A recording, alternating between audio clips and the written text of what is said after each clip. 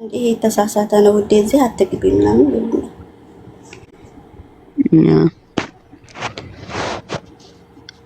አሉ እና አኬን ይዋድ እንደዚህ በፕሮቴስታንት ላይ ምናምን ከሆነ እና አኬ ያሉ ነው ይዋድ ታውቂያቸዋለሽ?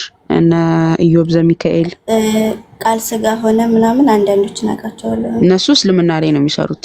አሁን የጠራውልሽ ደግሞ ፕሮቴስታንት ላይ የሚሰሩ ልጆች አሉ ለብቻ ማለት ነው። እነዚህን ካወቅሽ ለምሳሌ አትሸወጅ ነበር። ዴቭ አብሮ ነው እየጠየቅኩት እያለ ከዛ እሱ ሲያስረዳኝ የመጨረሻ ላይ የጴንጤ መዝሙር ሲከፍት ሰማንና ከዛ እህቴ መታ እዚህ አትግቢ ያለችኝ ማለት ነው። አንዱም ደግሞ እንትን ይሄ መዝሙራቸውን ብቻ ሳይሆን አስተምሮታችን ካወቅን የእነሱን ትምህርት ለይተን አይ እነዚህ ፕሮቴስታንቶች ናቸው ብለን እንድንለይ የሚያደርገን አንድም አስተምሮታችን ስናውቅ ማለት ነው። ለምሳሌ ነገረ መላእክት፣ ነገረ ቅዱሳንን፣ ነገረ ክርስቶስን፣ ነገረ ስላሴን ካወቅሽ ልክ ፕሮቴስታንቶች ሲያስተምሩ የምትሰሚው ትምህርት ከቤተክርስቲያን ውጪ እንደሆነ ትረጂና ክሎራ አሳልፈሽ ትሄጃለሽ ማለት ነው። አንቺን የማይወክል ትምህርት ስለሆነ ማለት ነው። ገብቶሻል? ለዛ ነው።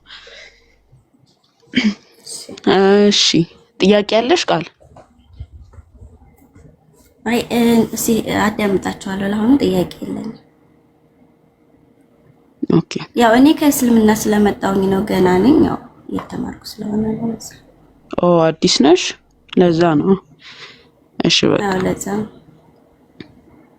መምህር ምናምን የሚያስተምሩሽ አሉ በውስጥ? እፎይ ያገናኝቶኛልና እነሱ ሲገቡ እኔ ማታ ተኛለሁ። በጊዜ ስለምተኛ ትምህርት ያልፈኛል። እነሱ ከ4 ሰዓት በኋላ ነው የሚገቡ። መምህር ማን ናቸው? ሰናይ መምህር ሰናይ ዲያቆን መሰለኝ።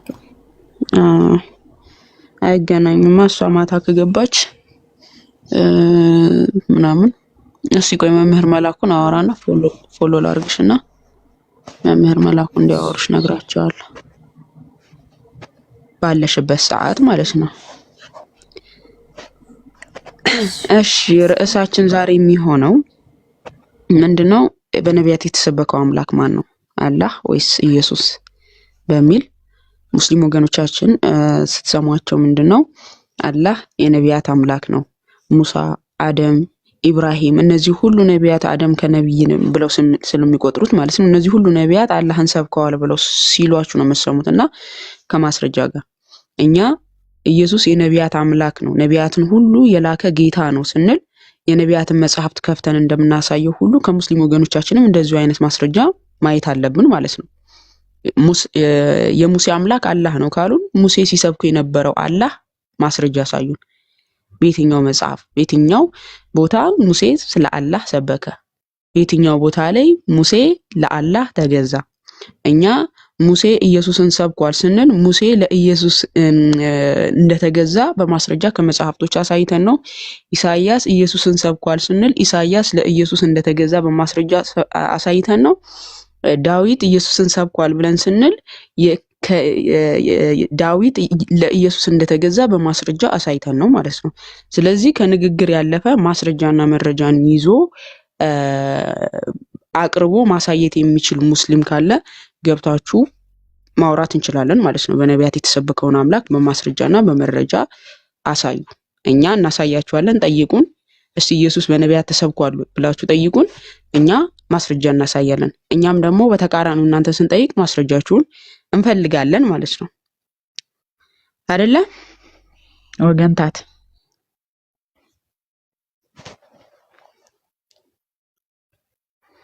መግባት ትችላላችሁ ሙስሊም ወገኖቻችን።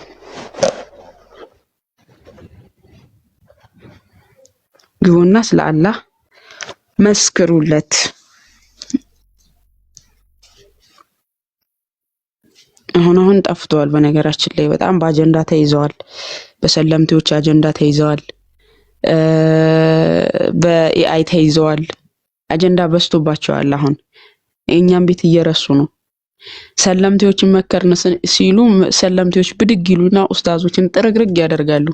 ከዛ እነሱን ለመናገር ደግሞ በቃ ጊዜ የላቸውም። በአሁን ሰዓት ሰለምቴ መምከር አልተቻለም። ይሰልማሉ። ለምሳሌ እኔ ቃል አሁን ከእስልምና ነው የመጣችው አላችሁኛ። ቃል አሁን ካያችኋት ስታስተምር አታያትም፣ ወይም ላይቭ ላይ ከፍታ እንደ መምህር ስትሆን ምናምን አታያትም። መምህር ተመድቦልሻል ብለን የጠየቅናት ለዚህ ነው። እፎይ ከእስልምና የሚመጡትን ልጆች ቶሎ ብሎ ከመምህር ጋር ያገናኛል። ሶ ግን መምህራን ያናግሯቸው ለነሱ ሰጥቷል፣ አደራ ብሎ ሰጥቷል። ካላስተማሩ በመምህራን ነው የሚያዘው ማለት ነው ጥፋቱ። በእነዚህ ልጆች አይደለም ጥፋቱ የሚያዘው። እነዚህ ልጆች ለመማር ብቁ ናቸው፣ ዝግጁ ናቸው። መምህራን ግን ማስተምሯቸው ከሆነ በሚፈልጉበት ሰዓት ተገኝተው ማስተምሯቸው ከሆነ በመምህራን ነው ጥፋቱ እንጂ በተማሪዎች አይደለም። ቃል አሁን 4 ሰዓት ነው የምገባው። 4 ሰዓት ስገባ መምህር ሰናይ ደግሞ በዛ ሰዓት እኔ ተኛለሁ ነው እንጂ በዛ ሰዓት ሊገጣጠሙ አልቻሉም። ስለዚህ በሰዓቷ የሚያስፈልጋትን በሰዓቷ በሚመቻት ሰዓት የሚያገኛት መምህር ሌላ መምህር እናገናኝሻለን እንላለን ማለት ነው እንጂ እሷ አሁን በቃ እኔ አላስተማሩኝም ወጥቼ ላይቤን ከፍቼ እንደፈለኩ ልሆን አላለች። ምን አለች? ቁጭ ብዬ ልስማችሁ ገና አዲስ ነኝ ልማር ነው ያለችው። ሰለምቴዎችን እስቲ አነጻጽሯቸው። ወዲያው ሰለምን አሻዱ አላህ ብለው የሚሄዱ ሰለምቴዎች ያዋቸው ውስጥ ከኛ ጋር ዲቤት እንግጠም የሚሉ ናቸው ወዲያው ማለት ነው። ምንም ስለ እስልምና አቂዳ ስለ አቂዳቸው እንኳን ሳይማሩ ዲቤተር ነው የሚሆኑት። በቃ ንጽጽር አነጻጻሪ ናቸው። ቤታቸውን ከፍተው ምን በቃ እኛ ጋር እንደዚህ አይነት ነገር የለም። ለዛ ነው በነገራችን ላይ ሲመከሩ ራሱ የማይሰሙት። ቃል አሁን የሆነ ነገር ካጠፋች ቃል እንደዚህ አታድርጊ ብላት እንግዲህ ጸባዩን አላቅም ዛሬ ነው ያዩዋት ወጣ ማማኝ ያገባሽ ምናምን አትልም። እንደ እህትነት በተናገርኳት ነገር ማለት ነው። እንደዚህ አይነት ነገር አታድርጊ ስላልኳት አሁን ላይ ሰለምቴዎችን እንደዛ ብሎ መምከር አልተቻለም። ለምን እንደዚህ ታደርጋላችሁ ሲባሉ ማነህ አንተ ምን አገባ ኡስታዙን ሙልጭ የነበረውን ኡስታዝ ማለት ነው። እኔ አሁን እዚህ ቲክቶክ ላይ ቢናገራቸው ኡስታዝ ከበፊቱም ጀምሮ አውቀዋለሁ። ኢቭን ንጽጽር የሚሰሩ ልጆች እንኳን እየገቡ ቤቱ ቁጭ ይሉ ነበር።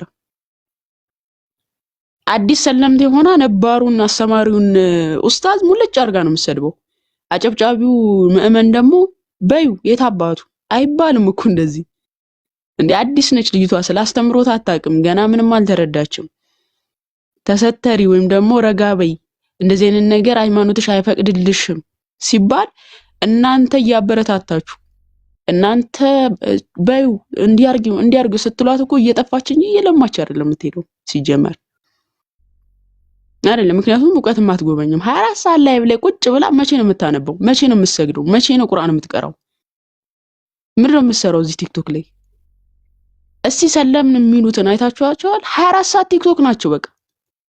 አንድ እንኳን ጊዜ ወስደው ሲያነቡ ወይ ቁርአን ሲቀሩ ሲሰግዱ ታያላችሁ? መልሰው እነሱን የሚረግጧቸው ናቸው። ተመልሰው ላይቫቸውን ከፍተው ማለት ነው። ለምን? ጭብጨባ ስለሚበዛባቸው። ማሻአላ በቃ እነሱ የቁጥር ብዜት ብቻ ስለሚያሳስባቸው ከሊመጣ የኔ ጀግና የኔ እንትን ውዳሴ አንዳንዴ ልብ ይደፍናል። ቅዱስ ዮሐንስ አፈወርቅ እንዳለው ውዳሴ ከሞት በኋላ ራሱ ያለ ደዌ ነው። ከሞትን በኋላ ራሱ ከንቱ ውዳሴ ከሞትን በኋላ ራሱ የማይለቀን እጅጉን የከፋ ደዌ ነው ይላል። ከንቱ ውዳሴ ማለት ነው። ሰውን በከንቱ ውዳሴ ስታሞግሱት ልቡ ድፍን ነው የሚለው። በቃ ከኔ ሌላ ሰው የለም፣ እኔ የምናገረው ብቻ ነው ትክክል፣ ማንም እኔ ሊያርመኝ አይችልም፣ እኔ የተናገርኩት ነገር ስህተት የለውም ብሎ ነው የሚያየው ማለት ነው። ስትመክሩ ቀናችሁብኝ ነው የሚላችሁ። ስትመክሩ ምቀኝነት ነው የሚላችሁ። እረፍ ስትሉት እረፍ የሚባለው ነገር ራሱ ለሱ የበታችነት ስሜት እንዲሰማው የሚያደርገው ነው የሚመስለው።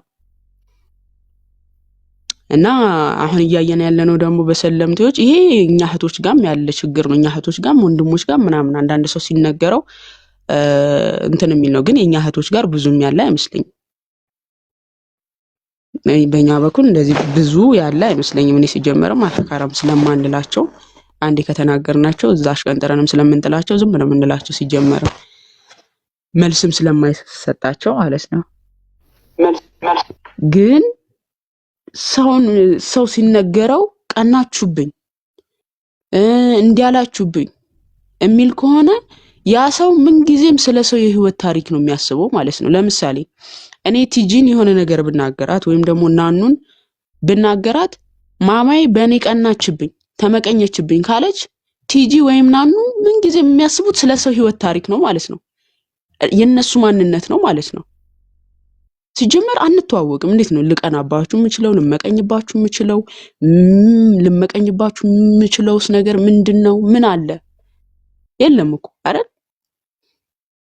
ሲፈልጋት የፕሮቴስታንቱን የሙስሊሙን ነሺዳና መዝሙር የምትጨፍር ሴትዮ ቪዲዮ ሲሰራባት ወጣ ቀናችሁብኝ። ምቀኝነት ነው። መመቀኘት እኮ አይጠበቅብንም እኮ እኛ እናንተን ለመሆን እኮ በጣም ቀላል ነገር ነው እኮ። ነጠላ ለብሶ ማሸብሸብ፣ ከዛ ነጠላ አውልቆ የፕሮቴስታንት መዝሙር ከፍቶ መጨፈር፣ ከዛ ደግሞ እሱን ትቶ ሂጃብ ለብሶ ነሺዳ መጨፈር፣ አለቀ። እናንተን መሆን እኮ በጣም ቀላል ነገር ነው። እኛን መሆን ግን አትችሉም። እኛን መሆን ይከብዳችኋል። እናንተን መሆን ግን በጣም በጣም በጣም የወረደና ቀላል የሆነ ነገር ነው። ምንም አይከብድም። ነጠላ ለብሶ ማሸብሸብና የፕሮቴስታንት መዝሙር መዘመር ከዛ ነሺዳ መጨፈር ምንም እኮ ከባድ ነገር የለው። ተቀናብኝ፣ ተመቀኙብኝ ምናምን አይነት ነገር ማለት ነው። እንደዚህ አይነት ሰው እኔ በጣም ነው የሚያስጠላኝ። ልክ እረፍ ሲባል ለምን እንዲያላችሁ ተመቀኛችሁብኝ ብሎ የሚል ሰው ፈጽሞ መቀበል የማይፈልግ ሰው ነው። ፈጽሞ ሐሳብን መስማት የማይፈልግ ሰው ነውና ከእንደዚህ አይነት ትዕቢት ጌታ ይሰውራችሁ። እንደዚህ አይነት ሰዎችን ደግሜ ነው የምነግራችሁ፣ አእምሮ ዘገምተኛ ናቸው። እንደዚህ አይነት ሰዎች አእምሮ ዘገምተኛ ማለት ምን ማለት ነው? መጽሐፍ ቅዱስ የሆነ ቃል ሲናገር ከጠበኛ ሴት ጋር ከምትኖር ከአውሬ ከዱር አራዊት ጋር ብትኖር ይሻልሃል ሲል ያቺ ሴት አጸያፊ ስለሆነች ነው። ሙሉ ሴቶችን ሳይሆን ያቺ ሴት ከእንስሳ የተሻለ ማለት ከእንስሳ ጋር እኮ መግባባት ትችላለች። ከዛይ ሰው ጋር ግን መግባባት ስለማትችሉ ከሷ ይልቅ የዱር አውሬዎች ይሻላሉ፣ የዱር አራዊት ይሻላሉ እስከማለት ድረስ የሚገልጻት አይነት ሴት ነች ማለት ነው።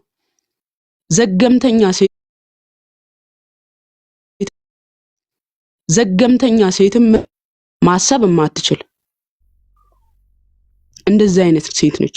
ማሰብ የሚችል ሰውማ ሃይማኖቱን ነው የሚያስቀድመው። ማሰብ የሚችል ሰው ከክብሩ ሃይማኖቱን ያስቀድማል፣ እምነቱን ያስቀድማል፣ ክርስቶስን ያስቀድማል። ማንም እኔ አንድ ኡስታዝ ላይቭ ከፍቶ ማማዬ ጀግና ነች ኢየሱስ እንደዚህ ነው ብሎ ኢየሱስን ሰድቦ ማማዬ ጀግና ነች ቢለኝ አልፈልግም። እኔን አወድሶ ኢየሱስን ሰድቦ ኢየሱስን ወይም ደግሞ ቤተክርስቲያንን ተናግሮ እኔን አወድሰኝ ማለት ምንድነው ለኔ ጥቅሙ? ምን ያደርግልኛል? ምንም አልፈልግም። እኔ እንደዚህ አይነት ውዳሴም አልፈልግም ሲጀመርም ማለት ነው። የራሳችሁን ክብር አታስቀድሙ። ስድብ አይደለም። አዎ ዘገምተኛ ማለት ውስን አእምሮ ማለት ነው። ለማሰብ ለማገናዘብ የማይፈልግ ሰው በሱናን አቢ ዳውድ 4679 ላይ መሐመድ የሚገለጸው ቃል ስለሆነ ማለት ነው። እንደ ሴት ልጅ የማሰብና የማገናዘብ ችግር ያለባትን አላየሁም። ዘገምተኛ የሚለው ቃል የሚገልጻት የማሰብና የማገናዘብ ችግር ያለባት ሴት ነች። ይሄ ስድብ መስሎ ከታያችሁ ከሆናችሁ ነው። ዘገምተኛ ከሆናችሁ ስድብ ሊመስላችሁ ይችላል። ካልሆናችሁ ግን እኔ ዘገምተኛ አይደለሁም፣ እኔ ሙሉ ሴት ነኝ፣ እኔ ማስተዋል እችላለሁ፣ እኔ ለሃይማኖቴ ክብር አለኝ፣ እኔ ለሴትነቴ ክብር አለኝ ብላ የምታስብ ሴት ይሄ ቃል አይገልጻትም። እነዚህ ነገሮች የማታሟላ ሴት ግን ዘገምተኛ ናት። የማሰብ ውስንነት ያለባት ማለት ነው። የማገናዘብ ውስንነት ያለባት። አሁን ሲነገራቸው ለምሳሌ ለምን እንደዚህ ታደርጋላችሁ? የዛን ጊዜ በጣም የሚያስቀኝ ነገር ወንጌል ሰባኪ ሆኖ ይመጣሉ። ክርስትና ይሄን ይፈቅዳል ማለቴ ኢየሱስ እኮ ፍቅር ነው፣ ቤተክርስቲያን እኮ ፍቅር ናት ይሏቸዋል ማለት ነው። በፊት አንበባውና አይታው የማታውቀውን የእግዚአብሔርን ቃል ለምትፈልገው አጀንዳ ወይም ደግሞ እሷን ሊደግፋት ለምትፈልገው ሐሳብ የእግዚአብሔርን ቃል ተጠቅሷለች ማለት ነው። ኦኬ ክርስትና ፍቅር ከሆነ ካዳንቺ እዛ ቦታ ላይ ምን ታረጊያለሽ? አቴንሽን ፈላጊ ናችሁ ስትባሉ አይ እኛ አይደለንም፣ እኛን እኮ መምህራን አስተምረውን ስንት እንደለፉብን ያስተማሩንን መምህራን ጠይቁ ትላላችሁ። ካደ ስንት ተለፍቶብሽ፣ ስንት ተምረሽ፣ ስንት ለፍተውብሽ ጊዜያቸውን ወስደው አስተምረውሽ መልሰሽ ግን ጭቃነሽ። ስለዚህ አንቺ አውቀሽ ነው የምታደርጊው ማለት ነው። አንቺ አውቀሽ ነው የማይሆን ነገር የምታደርጊው። የማይሆን ነገር አንዴ ፕሮቴስታንቱን አንዴ ሙስሊሙን የምትቀለባብጂው አቴንሽን ፍለጋ ነው። አለቀ እኮ። መምህራን አስተምረውኝ ብዙ ደክመውብኛል፣ ይሄን ደግሞ ማረጋገጥ ከፈለጋችሁ ያስተማሩኝ መምህራን ጠይቁ ምናምን የምትሉ ሰዎች ካስተማሩሽ ጋር ምን ሆነሽ ነው? ዘገምተኝነት አለብሽ ማለት ነው። የማሰብ ውስንነት አለብሽ ማለት ነው። ተመክረሽ ከሆነ ካዳ የተማርሹና የተመከርሹን የታረክሹ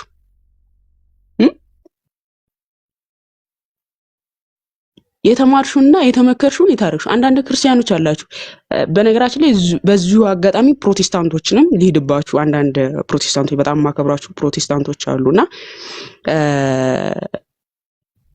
እኔ ከናንተ ለምሳሌ አንድ ፕሮቴስታንት የኦርቶዶክስ መዝሙር ቢዘምር ኖርማል ነው። እናንተ ምንም አይመስላችሁ፣ ምንም አይመስልም። ምክንያቱም የቤተክርስቲያን መዝሙር ሲጀመሩንም ነፍሳትን ሐሴት የሚያደርጉ ናቸው። ምንም መጽሐፍ ቅዱስ የሚያወግዛቸው ወይም ደግሞ ከመጽሐፍ ቅዱስ የተቃረኑ እንዳልሆኑ ልቦናችሁ ስለሚያቅ አንድ ፕሮቴስታንት የኦርቶዶክስ መዝሙር ቢዘምር ኖርማል ነው፣ ችግር የለውም ብላችሁ ነው የምታምኑት። በእኛ ግን አንድ ኦርቶዶክስ ነኝ የሚል ማህተብ አስሮ የቤተክርስቲያን ልጅ ነኝ ብሎ የሚያምን ኦርቶዶክስ በነገረ መላእክት በቅዱሳን የሚያምን በቅድስት ሥላሴ የሚያምን የቤተክርስቲያን ልጅ ነኝ የሚል ኦርቶዶክስ የፕሮቴስታንትን መዝሙር እንዲዘምር አይፈቀድለትም። ለምን? እኛ ተቃውሟችን መዝሙራችሁ መጽሐፍ ቅዱሳዊ አይደለም ብለን ስለምናምን፣ እናንተ መጽሐፍ ቅዱሳዊ ነው ብላችሁ ስለምታምኑ ይሆናል የኛ መዝሙር የምታዳምጡት። እኛ ግን የእናንተን አናዳምጥም። ይሄ ጥላቻ አይደለም። የኛ ልጆች ልክ መተው የፕሮቴስታንትን መዝሙር ሲዘምሩ ጌታ ኢየሱስ ይባርክሽ፣ እግዚአብሔር ሲመሰገን የማይወዱ እግዚአብሔር እንደዚህ ሲል ሲመሰገን መለስ ብላ እኮ ነሽዳ የምትጨፍር ሴት ናት እቺ ሴት ማለት ነው። እንዴት ነው ጭንቅላታችሁ የሚቀበለው?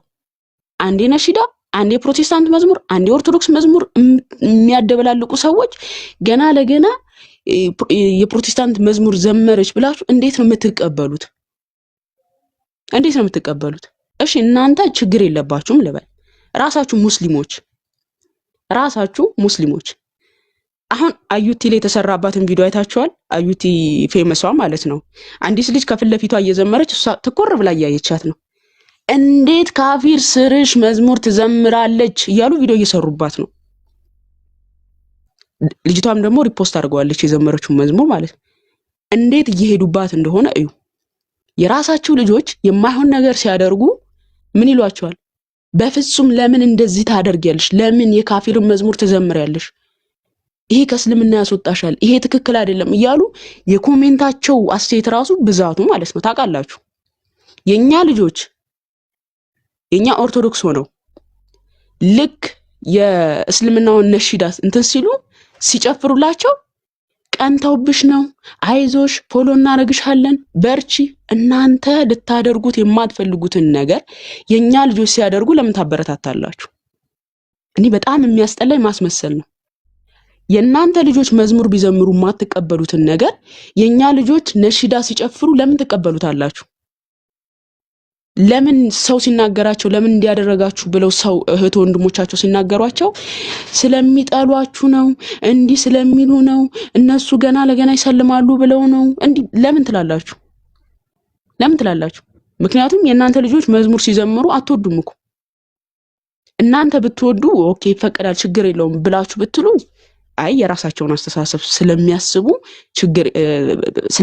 ነው ብለን ዝም እንላለን። እናንተ ልታደርጉት የማትፈልጉትን ነገር ያቺ ልጅ ስታደርገው የኦርቶዶክስ ልጅ የሙስሊም ነሺዳን ስጨፍር ኖርማል ነው ብላችሁ እንዴት ታበረታታላችሁ? አንድ ነገር ልንገራችሁ።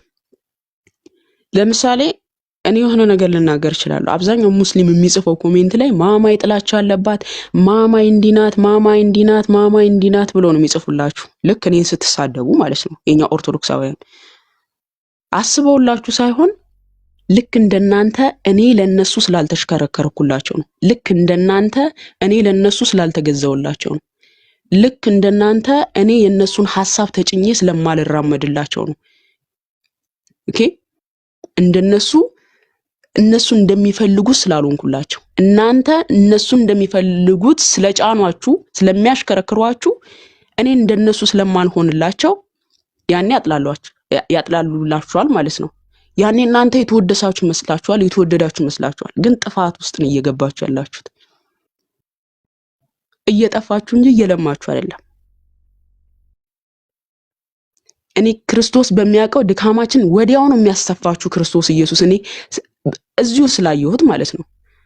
ስም አልጠቅስላችሁም። አንዲት ልጅ ታይ ላይቭ እየገባሽ ወንድሞችን አታሰድቢ፣ ቤተክርስቲያንን አታሰድቢ፣ ክርስቲያን በነበረች ሰዓት ማለት ነው። እንደዚህ አታድርጊ። ጥያቄ ካለሽ በስነ ስርዓቱ ጠይቂ። እምነት ለመቀየርም ከፈለግሽ በስነ ስርዓቱ መሄድ ትችያለሽ። ግን በኦርቶዶክስ ስም ማሊያ ሙስሊም ቤት እየገባሽ እንደዚህ አይነት ነገር አታድርጊ። ስንት ጊዜ ጽፌላታለሁ አስታውሳለሁ፣ ቴሌግራም ላይ ማለት ነው። ያቺ ልጅ ሰለመችና ያ ያሰለማት ኡስታዝን እንደ መልአክ ነበር የምታየው። ራሱ ኡስታዙ ምን አላት? አንቺን እንደ እብድ ነው ማይሻላት። እዚሁ ላይቭ ላይ እዚሁ ቲክቶክ ላይ ማለት ነው። እግዚአብሔር ድካማችንን መሬት ጠባ አያደርግም፣ ያሳያችኋል። በእኛ ቤት አይዞሽ በርቺ የኔ ውድ ተብላ የምትወደድ እህት ሄዳ እንደዛ ስታሞግሰው የነበረው ኡስታዝ እንደ እብድ ነው ማይሻላት ማለት ነው። ወይ ትምህርቱን አይማሩት፣ ወይ ሃይማኖታቸውን አያውቁት፣ እንዲሁ እንደዋለሉ ሲነገራቸው ሰውን እንደ ጠላት ነው የሚያዩት። ሲነገራቸው ሰውን እንደ ጠላት ማለት ነው። እኛ ስንናገር ከጥላቻ አንፃር አይደለም። እዚህ ጋር የሚለፋበት ብዙ ድካም ስላለ እናንተ እያበላሻችሁ ስለሆነ ነው እናንተን የምንናገራችሁ። እሺ ሰሞኑን ደግሞ አንዲት ልጅ የሆነችን ሴትዮ አደንቃለሁ አለች። አደነቀች። ኮንፊደንስ እኔም አደንቃታለሁ። ባይዘው ኮንፊደንስ ድፍረት ማለት ነው። አንድ ሰው መሀይም ሲሆን በጣም ደፋር ነው። መሀይም ስትሆኑ ድፍረት ካላችሁ መታችሁ ነው መቀበጣጥሩት ማለት ነው። መጽሐፍ ቅዱስ የማታውቀው አውድ ላይ መታ የእግዚአብሔር እነዚህ ድፍረት አላት። ኮንፊደንስ እኮ አክስቴ እንላለን አይደል? ይሄ ኖርማል እኮ ነው። አመሰገነቻት ወይም ደግሞ አወደሰቻት። ካወደሰቻት በኋላ ያቺ ልጅ ምስጋና ሰጠቻት አይደለ? ምስጋና በሰጠቻት ሰዓት ግን ስላሴን ሰደበች ያቺ ልጅ። በደንብ አስተውሉ። ጌታ ምስክር፣ እኔ ሸር ቢኖርብኝ፣ እኔ ለሰው ጥላቻ ቢኖርብኝ፣ እኔ የሃይማኖት ነገር ግድ ባይሰጠኝ ከነ ምንም አልልም። ግን ያቺ ልጅ ምን ብላ ነው ስላሴን ከስሩ እንደነቀልኩት አታውቅም ብላ ጽፋ ስላሴን እንደዛ ተሳድባ፣ እቺ ልጅ የሃይማኖት ነገር ግድ ቢሰጣት ኖሮ አይ ማማዬ እንዴት እናገርኛለሽ ብላ እኔን ለመናገር ብቁ የምትሆነው ምን ብትል ነበረ? እዛው ኮሜንት ላይ ወይም ደግሞ በቪዲዮ ሪያክት አድርጋ እህቴ መሰረት እኔ አንቺን ኮንፊደንስሽን እንጂ ያደነኩት የምታስተላልፊው መልእክት አይደለም፣ የምታስተላልፊው ትምህርቶች ትክክል ናቸው ብዬ አይደለም። ኮንፊደንስሽን ድፍረትሽን ያደነኩት። ያ ማለት ግን እኔን አከበርኩ ወይም አመሰገንኩ ብለሽ አምላኬን ተሳድበሽ ያንቺ ምስጋና አልፈልግም። አምላኬን እየተናገርሽ እኔን ብታወድሽኝ ምንም አያስፈልገኝ እንደዚህ አይነት ነገር ብላ ትናገር ነበር። ግን መታ ምንድን ነው ያለችው? አከበርኳት፣ አከበረችኝ፣ ምን ችግር አለው ነው ያለችው። አያችሁ፣ የአምላክ መሰደብ የአምላክ መንቋሸሽ ምንም ሳይመስላት የሷ መወደስ ነው የገረማት ማለት ነው፣ ደስ ያላት። እኔ እንደዚህ አይነት አስመሳይ ሰው አልወድም፣ እንደዚህ አይነት ሽልጥልጥ ሰው አልወድም። እንደዚህ አይነት በቃ የሌላቸው ማንነት አሳይተው ሰዎች እንዲወዷቸው ምሽለጠለጡ ሰው ጌታ በሚያውቀው እንዴት እንደሚቀፉኝ ራሱ ማለት ነው። ለምን በውስጥ መታላ ናገረችኝ? ማማዬ ቪዲዮ ከምትሰራ ለምን ማወራሽ? የዛሬ 3 ዓመት ክርስቶፎሮስ ስንት የደከመብሽ ሴትዮ አልሰማ ያልሽ ድንጋይ ካልሆንሽ በስተቀር መምህር ክርስቶፎሮስ ስንት ሰዓት ሙሉ ደከመብኝ ብለሽ እያወራሽ አልነበር እንዴ? እኔን ለማስተማር ካዲያ ካስተማርሽ ለምንድን ነው እንደዚህ የምትሆኚ? እኔ ኢነርጂዬን የምጨርሰው ለምንድን ነው? ላንቺ አውቀሽ ነው የምታደርጊው። እኔን ያስተማሩኝ መምህር ክርስቶፎሮስ የዛሬ 3 ዓመት ስንት እንደደከሙብኝ እሳቸውን ጠይቂያቸው ብለሻል አይደለ? መምህር ክርስቶፎሮስ ያስተማሩሽ የፕሮቴስታንት መዝሙር እንድታዳምጪ ነው፣ የሙስሊም ነሽዳ እንድታዳምጪ ነው። ከዛስ ስላሴን ከሚሳደቡ ጋር ህብረት አድርገሽ እንድታወድሺ ነው። እንደዚህ ነው ያስተማሩሽ። እሳቸው ካስተማሩሽ በላይ እኔ ምን አይነት ትምህርት ላስተምርሽ ነው አንቺም በውስጥ ማወራሽ? አቴንሽን ፍለጋ ስለሆነ የመጣሹም አመጣጥሽም እንደዛ ስለሆነ በደንብ ጭምብልሽን እገልጣለሁ። ጭምብላችሁ እንደዚህ አይነት ሰዎችን እገልጣለሁ። ታላላቅ መምህራን አውርተዋችሁ ያልተመለሳችሁ ሰዎች እኔ ደካማዋ ትንሿ ሴት መጥቼ እንዴት ነው ላሳምናችሁ የምችለው? አውቃችሁ እያደረጋችሁ ላላችሁ ሰዎች ማለት ነው። እና እንደዚህ አይነት ሴቶች ልክ ሲነገራችሁ ለምን እንደዚህ ያደረጋችሁ ስትባሉ የእግዚአብሔርን ቃል ተጠቅሱብናላችሁ። በፊት እኮ እንደው የእግዚአብሔርን ቃል የሚያስተላልፉትን መምህራን እንኳን ላይክ አድርጋችሁ የምታልፉ እኮ አይደላችሁ። ለምትፈልጉት አውድ የእግዚአብሔርን ቃል ትጠቀማላችሁ። ክርስትና ፍቅር እና ክርስቶስ ፍቅር ስለሆነም ነው ደግሞ እንደዚህ ስትጫወቺበት ዝም የሚልሽ። አንዴ ፕሮቴስታንቱን አንዴ ኦርቶዶክሱን እያልሽ ስታምታቺ ዝም የሚልሽ ፍቅር ስለሆነም ነው። ጥፋትሽ ሲነገርሽ ግን ክርስትና ፍቅር ነው፣ ቤተክርስቲያን ፍቅር ናት፣ እንዴት በእንደዚህ አይነት አማርኛ ዘገምተኛ ከሆነ ዘገምተኛ ትባያለሽ። ዘገምተኛ ስድብ እንዳይመስልሽ፣ ማሰብና ማገናዘብ የማይችል ውስንነት ያለበት ሰው ነው። ያንን ደግሞ በተግባር እያሳየ ስለሆነ ተግባርሽ ስሙን ይገልጸዋል ማለት ነው። አስተዋይ ሴት እኮ ይሄ ቃል አይገልጻትም። ይሄ ቃል አይገልጻትም። የምታስተውል ሴት፣ ልቦና ያላት ሴት። ቀንታችሁብኝ ነው፣ ምቀኝነት ነው። ብዙዎቻችሁ እንዲህ ነው የምትሉ። ምንድነው የሚያስቀና ህይወት ያላችሁ? አሁን እኔ በእንደነዚህ አይነት ሴቶች ልቀናባችሁ የምችለው ማንነት ምንድነው ያላችሁ? እንደው መንፈሳዊ ህይወት ቢኖራችሁ ለምሳሌ ቤላ ላይ ወይ እንደ ቤላ ጎበዝ ብሆን ብዬ መንፈሳዊ ቅናት ልቀና እችላለሁ። ወይ እንደ ቤላ ነገሮችን ማስተዋል ብችል፣ እንደ ቤላ መጽሐፍ ቅዱስ ላይ ዕውቀት ቢኖረኝ ምን አለበት ብዬ መንፈሳዊ ቅናት እቀናል። እዛ የፕሮቴስታንትም የሙስሊሙን ስታረጠርጡ የምትውሉ ሰዎች እያላችሁ ስታረጠርጡ የምትውሉ ሰዎች ምንድነው የምቀናባችሁ? እኔ በእናንተ ምንድነው የምቀናባችሁ? የሚያስቀና ነገር ኖሯችሁ ነው ወይ? የሚቀናበት ነገር እኮ ማድረግ አለባችሁ። ሰው ቀናብኝ ለማለትም ሰው ሊመቀኝባችሁ የሚችል ነገርን ማድረግ አለባችሁ እኮ። ምን አይነት ነገር አድርጋችኋል? ከእምነት እንደዚህ ጡል የሚል ሰው ላይ ሰው ይቀናል? አይቀናም። ምክንያቱም እናንተ መሆን በጣም ቀላል ነው ብያችኋለሁ። እናንተን ለመሆን ነጠላ ለብሶ ማሸብሸብ፣ ከዛ ነጠላውን አውልቆ የፕሮቴስታንት መዝሙር ከፍቶ መጨፈር፣ ከዛን እሱን ዘግቶ ደግሞ ሂጃብ ለብሶ ነሺዳ መጨፈር፣ አለቀ። እናንተ መሆን በጣም ቀላል። እኛን መሆን ግን ይከብዳችኋል። እኛን መሆን ይከብዳችኋል። ዛሬ የምታለቀልቁለትን ሃይማኖት ደፍሮ መናገር እጅጉን ይከብዳችኋል። እጅጉን ይከብዳችኋል። ገባችሁ? እኛ ሙስሊም ጓደኛ ሳይኖረን ቀርቶ አይደለም። እኛ በሙስሊም ማህበረሰብ ውስጥ ሳናድግ ቀርተን አይደለም። የትኛው ኢትዮጵያዊ ነው ሲጀመር ከሙስሊም ጋር ያላደገ? ኢትዮጵያ ውስጥ እየኖረ የኢትዮጵያ ዜጋ ሆኖ ከሙስሊም ጋር ያላደገ የትኛው ኢትዮጵያዊ ነው ሲጀመር? እኛ እንደ ባህላችን ነው የፕሮቴስታንት የሙስሊም ብለን እንድንዘምር ነሺዳ እንድንል በባህላችን አካባቢ እንደዚህ ነው የለመድነው።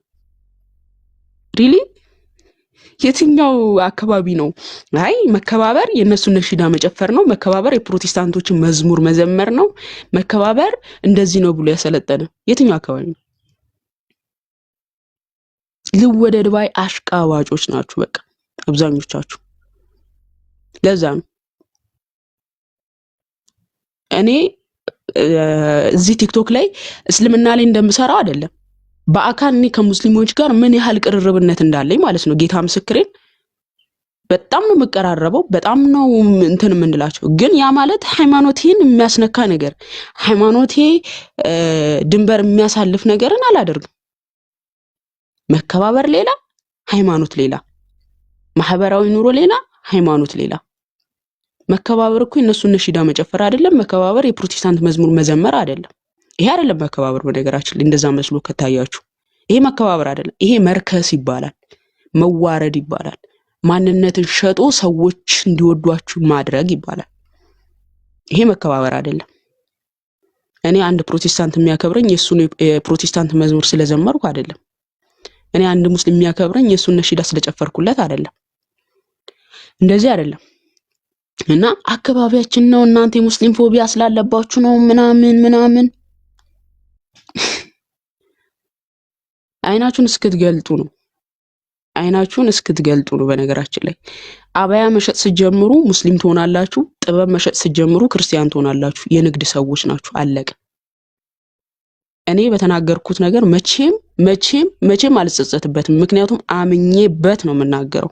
ለምናገረው ነገር እያንዳንዷ ነገ እንዲህ ብለሻል ማማዬ ብትሉኝ አዎ ብያለሁ ብዬ በትክክል ነው የምናገረው። ለምን? አምኜ ስለምናገርበት።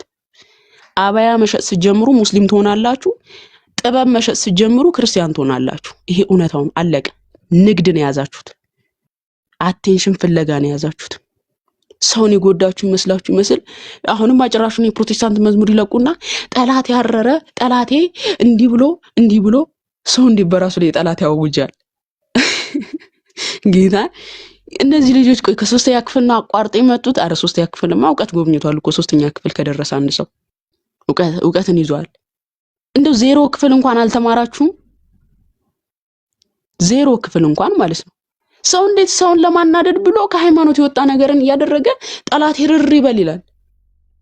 ለምሳሌ እኔና አኑና ቲጂ ሰደቡኝ። እንደው እነሱን ለማናደድ በቃ የፕሮቴስታንቱን የምኑን እያደብላለሁ ይቃጠሉ ጠላቶች ይርር ይበሉ እያልኩኝ እያሸፈሸፍኩ ስመጣ ኢማጂን እነሱን አይደለም የምጎዳው ራሴን ነው የምጎዳው። እነሱን አይደለም ራሴን ነው የምጎዳው። ገባችሁ? ሰው የጎዳችሁ እየመሰላችሁ ራሳችሁ እየዘቀጣችሁና እየወረዳችሁ ነው። የራሳችሁን ነፍስ እያጠፋችሁ እንጂ እያዳናችሁ አይደለም። ማማይ 24 ሰዓት ልትናገር ትችላለች። ማማይ ለማናደድ እንዲሆንኩ እንዲተገለበጥኩ እንዲትሁን ላቃጥላ ላናዳት ማማይ ቤቷ ቁጭ ብላ ምሳዋን ቁርሷን ራቷን እየበላች በትርፍ ሰዓቷ እየገባች ላይቭ እየተማማረች ነው የምትወጣው። ምንዋንም አታጎይባትም። ከአንቺ ግን ብዙ የሚጎድን ነገር አለ ብዙ ወያላነበብሽ። እኔ ግን ከወንድሞቼ ጋር ተጠያይቄ ተናብቤ ያልገባኝን ነገር ጠይቄ ስለ እምነቴ አውቄ እወጣለሁ። ምንም እኔ ላይ የምትፈጥሪው ነገር የለም። ራስሽ ላይ ግን የምትፈጥሪያቸው ብዙ ነገሮች አሉ። እና እንደዚህ አይነት የንግድ ሰዎችን ነገም ቢሆን ቪዲዮ ይሰራባቸዋል። ነገም ቢሆን ሌላው ማማዬ ለምን ሌሎች የፕሮቴስታንት መዝሙር ሲዘምሩ ሙስሊም ነሺዳ ሲጨፍሩ ለምን አልተናገርሽም? ለምን እኔ ላይ ብቻ ነበር የተባለው ማለት ነው። እኔን የምታውቁ እዚህ ቲክቶክ ላይ ያላችሁ የትኛውም ጌመር ይሁን የትኛውም ቲክቶከር ይሁን የማይሆን ነገር ካየውበት ቪዲዮ ሪያክት አደርግበታለሁ። አንቺ የተለየሽ ሴት ሆነሽ አይደለም። ኦኬ የትኛው ለምሳሌ ሊያሾ የሆነ ሰዓት ላይ ሊያሾ ፌመሷ ማለት ነው ማርያምን እናመልካታለን ስትል ሪያክት አድርጌባታለሁ ቪዲዮ። ይሄ ስህተት ነው ብለን ማለት ነው። ትልልቅ ጌመር የተባሉት ሃይማኖት ነክ ነገርን የራሳቸው ዓለማዊ ነገር ላይ እንደፈለጋችሁ ማንንም አይናገራችሁም፣ ግን ሃይማኖት ነክ ነገር ላይ ነካ ሲያደርጉ ቶሎ ብለን ቪዲዮ ሪያክት እናደርጋለን። ስህተት ነው ብለን ማለት ነው። አንቺ ላይ ብቻ አይደለም ሊያውም እንደዚህ የሙስሊም ነሺዳን ከፍታ የምታረጠርጥ ሴትን ዝምልል አይቼ ወዲያው ነው ሪያክት ማድረግላት። ነገር ግን ላየሽ ሁሉ ቪዲዮ ስሪ ከሆነ አልሰራም። አጠቃላይ ዘገምተኛ እንደሆኑ ነግራቸዋለሁ። በውስጥ ለማውራት ሞክራለሁ። አንዳንድ ሰዎችን ምናልባት መምህራን ያላወሯቸው ከሆኑ ማለት ነው። መምህራን ያወሯቸው ከሆኑ ግን አውቀው እንደሚያደርጉት ስለማቅ ቪዲዮ ሰራባቸዋለሁ። ሰዎች እንዲያውቋቸው፣ ሰዎች አጭበርባሪና አቴንሽን ፈላጊ እንደሆኑ እንዲያውቁ ስለምፈልግ ቪዲዮ ይሰራባቸዋል ማለት ነው። ስለዚህ እናንተ የተለያችሁ አይደላችሁም። ቪዲዮ ሲሰራባችሁ ለብዙዎች ቪዲዮ ሰርተናል። ለብዙዎችም ደግሞ ስህተት መሆኑን እንናገራለን። 24 ሰዓት ስናወራለን የምንውለው እየጣፍቷችሁ አይደለም። ባይዘው በቃ የንግድ ሰው ስለሆናችሁ ለማንኛውም እንደዚህ ጊዜ ሰጥቼ ስለ እንደነዚህ አይነት ሰዎች ማውራት ራሱ ተገቢ አይደለም።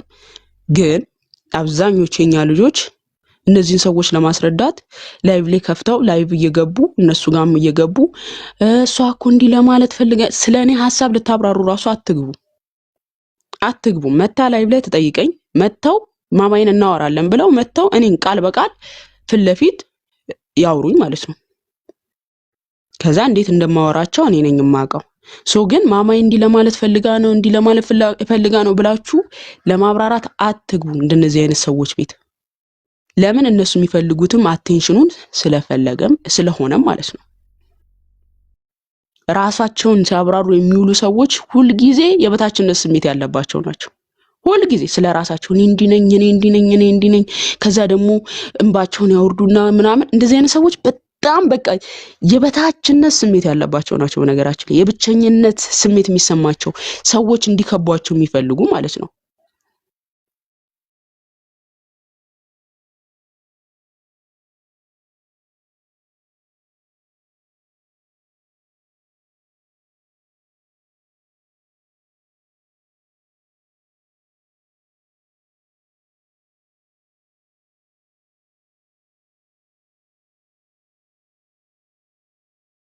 አላህ ነው ፈጣሪ። ስለዚህ መስቀል ላይ ሆኖ ነው አምላክ ያለው አላህን ነው አምላክ ያለው መስቀል ላይ ሆኖ። አዎ አድነኝ ሲልሁን አድነኝ ካለ ራሱ አምላክ ከሆነ ራሱን ያድን ነበረ። ግን አዳኝ ፈለገ አምላክ ማለት ነው አይደል? ኢየሱስ ተሰቅሎ ነበር በዛ ሰዓት አላህን ይለመነው። በእናንተ አባባል ነው በእናንተ አባባል ያው እናንተ ተሰቅሎታላችሁ፣ እኛ ደግሞ አነሳው ነው የምንለው። በእኛ አባባል ሳይሆን አንተ አምነህበት የጠቀስከው ጥቅስ ላይ ኢየሱስ ተሰቅሎ አምላክ ያለው አላህን ነው አልከን። ተሰቅሎ ነበር ማለት ነው አላህን ሲለምነው። ይኸውልሽ እናንተ ተሰቅሏል ትላላችሁ፣ እኛ ደግሞ አድነኝ ሲለው አድኖታል ነው የምንለው። አላህ አነሳው ወደ ሰማይ። ምን ላይ ሆኖ ነው አድነኝ ያለው? ምኑ ላይ ሆኖ ነው አድነኝ ያለው? አምላክ ያመልኩት ናቸው እና ሊገሉት ሊያጠፉት ሲፈልጉ አድነኝ እርዳኝ አለ። ራሱን ማዳን ሲፈልግ እነሱን ማጥፋት ሲችል እሱ ግን አድነኝ አለ። ዘኪር ምኑ ላይ ሆኖ ነው አምላኬ ስለምን ተውከኝ ብሎ የተማጸነው ኢየሱስ? ይኸውልሽ እየነገርኩሽ እኮ ነው። በእናንተ ትምህርት ታመልስልኝ የምጠይቀን ጥያቄ ኢየሱስ ምኑ ላይ ሆኖ ነው አምላኬ ስለምን ተውከኝ የሚለውን ቃል ያወጣው? እሱ እናንተ እንደምትሉት ሊሰቅሉት ሲሉ አድነኝ አለ ማለት ነው፣ በእናንተ አባባል ማለት ነው። ይሄ በቀጥታ ከሄድን መልሱ ይሄ ነው። አምላኬ የሚለውን ቃል የጠቀስክልን ምኑ ላይ ሆኖ የተናገረውን ቃል ነው? ዘኪር ለምን ዙሪያ ጥምጥም ትሄዳለህ? ይሄን ቃል ስትጠቅሰው ኢየሱስ አምላክ ነው አይደለም የሚለው ነው አሁን ጥያቄያችን። አድነኝ ካለ አምላኬ ካለ አምላክ አለው ነው አይደል? ይሄን ጥቅስ ጠቅሰዋል። አምላኬ ስለምን ተውከኝ ብሎ ይለምን ነበር አላህን አልክ። ኢየሱስ ይሄን ቃል ያወጣው መስቀል ላይ ሆኖ ነው። ስለዚህ ኢየሱስ ተሰቅሎ ነበር አላህን ሲማጸን የነበረው። ይሄን ታምናለህ? እሱ እኛ አልተሰቀለም ነው በኢስላም ትምህርት። አልተሰቀሉትም አልገደሉትም። ስለምን ጠቀስከው? ለአላህ ነው ብለህ ለምን ጠቀስከው? አላህ ኢየሱስን ለእናንተ ነው እኮ ጥያቄ ማቀርበው። ይኸውልሽ እህቴ ለአንቺ ጥያቄ እያቀረብኩ ነው። አምላክ አላህ ነው ወይስ ኢየሱስ ነው አልሽኝ። ኢየሱስ ደግሞ አምላክ ነኝ አላለም ነው የምለው። ይኸውልሽ ሚዩት አድርግ። አያችሁ አይደለ? መውጫ መፈናፈኛ ስታጣ አሁን ጥያቄንም ጠይቀዋል። ስገባ እኮ ግን ምንድን ነው ያልከው? ኢየሱስም ለአላህ ነበር ሲገዛ የነበረው፣ አላህን ነበር ሲለምን የነበረው፣ አምላኬ ሲለው የነበረው አላህን ነው አልከን። ስለዚህ ይሄንን ካመንክ ይሄንን ቃል ያወጣው ኢየሱስ ምን ላይ ሆኖ ነው? ስለ መስቀል ላይ። እሱን እናንተ ናችሁ የምታምኑት። አሁን እኮ እኔ ልጠይቅ ነው አልክ። ጠያቂ ከሆንክማ እንደዚህ የሚለው ማንን ነው ብለህ ነበር መጠየቅ የነበረብህ። ያንተ ጥያቄ ግን ምንድነው? ያንተ ሙግት ግን ምንድነው? አላህን ነው ብለህ ነው የመጣኸው። እንደዛ ስለመጣ ነው የሞገትኩ እንጂ ማንን ነው ብለህ ብትጠይቅ ማንነቱን እናስረዳሃለን። አንተ ያልከው አላህ ሳይሆን ማንነቱን እኛ እንደ ክርስትናችን እናስረዳ ነበር። ያንተ ሙግት ግን አላህን ነው ብለን የሞገትከው። አሁን ወደ ርዕስ ተመለስና አላህን የሰበከ ነብይን አሳየን በማስረጃው። ዘኪር ሚዩተን አንሳን።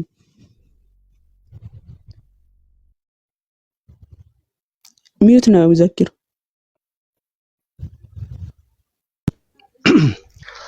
የነብያት አምላክ ማን ነው ስትይ ኢየሱስ ነው ካልሽ ኢየሱስ ሊሆን አይችልም። እሱ ራሱ አምላክ አለ። ይኸውልሽ እሱ ራሱ አምላክ አለ ያልኩሽ እኛ አንተ ጠይቀናል ካንተ ይሄን ጨርሳ መጀመሪያ ይሄን ጨርስ። ለምንድን ነው አላህ ላይ የሚገልጽልህ? ቆይ ይሄን ጨርስ መጀመሪያ። ይሄን ከጨረስን ዘኪር ውይይት ነው የምናደርገው። እኔ ስለ አላህ ጠይቃለሁ፣ አንተም ስለ ኢየሱስ ጠይቀኛለህ። ችግር የለም። እቤቴ እኮ ነህ። ምንም እኮ አላወርድህም። ኖርማል ነው። ስለ አምላክ ስትጠይቀኝ አሁን ምን አልኩ? ገና እንደገባ አላህ የነቢያት አምላክ ነው ብለህ ታምናለህ ስለ አዎ የሁሉ ነቢያት አምላክ ነው አልከኝ። ስለዚህ ጀምረኸዋል። ማስረጃ ስጠኝ ብዬ ስለ ኢየሱስን ይገዛ የነበረው ለአላህ ነው። አምላኬ ሲልም የነበረው አላህን ነው አልክ። ስለዚህ እዛ ይህን ጥቅስ ስትጠቅስ አጣብቅኝ ውስጥ አስገባውክ። ምን አልኩክ? እንደዛ ከሆነ ኢየሱስ መስቀል ላይ ሆኖ ነው ይሄን ቃል ያወጣው። አላህ ነበረ ወይ ኤሎሄ ብሎ የለመነው ብዬ ስጠይቅ አይ እሱን እናንተ ናችሁ የምታምኑት፣ እኛ ተሰቀለ ብለን አናምን። ታዲያ የማታምንበት ነገር ላይ አላህ ብለህ ለምን ጠራኸው አልኩክ። ስለዚህ አሁን ወደ ርዕስ ተመለስና አላህ በነቢያት እንደተሰበከ ማስረጃ ስጠን። የኢየሱስን ጠይቀን እንመልስልሃለን። አሁን ግን ስለ አላህ እየጠየቅን ነው።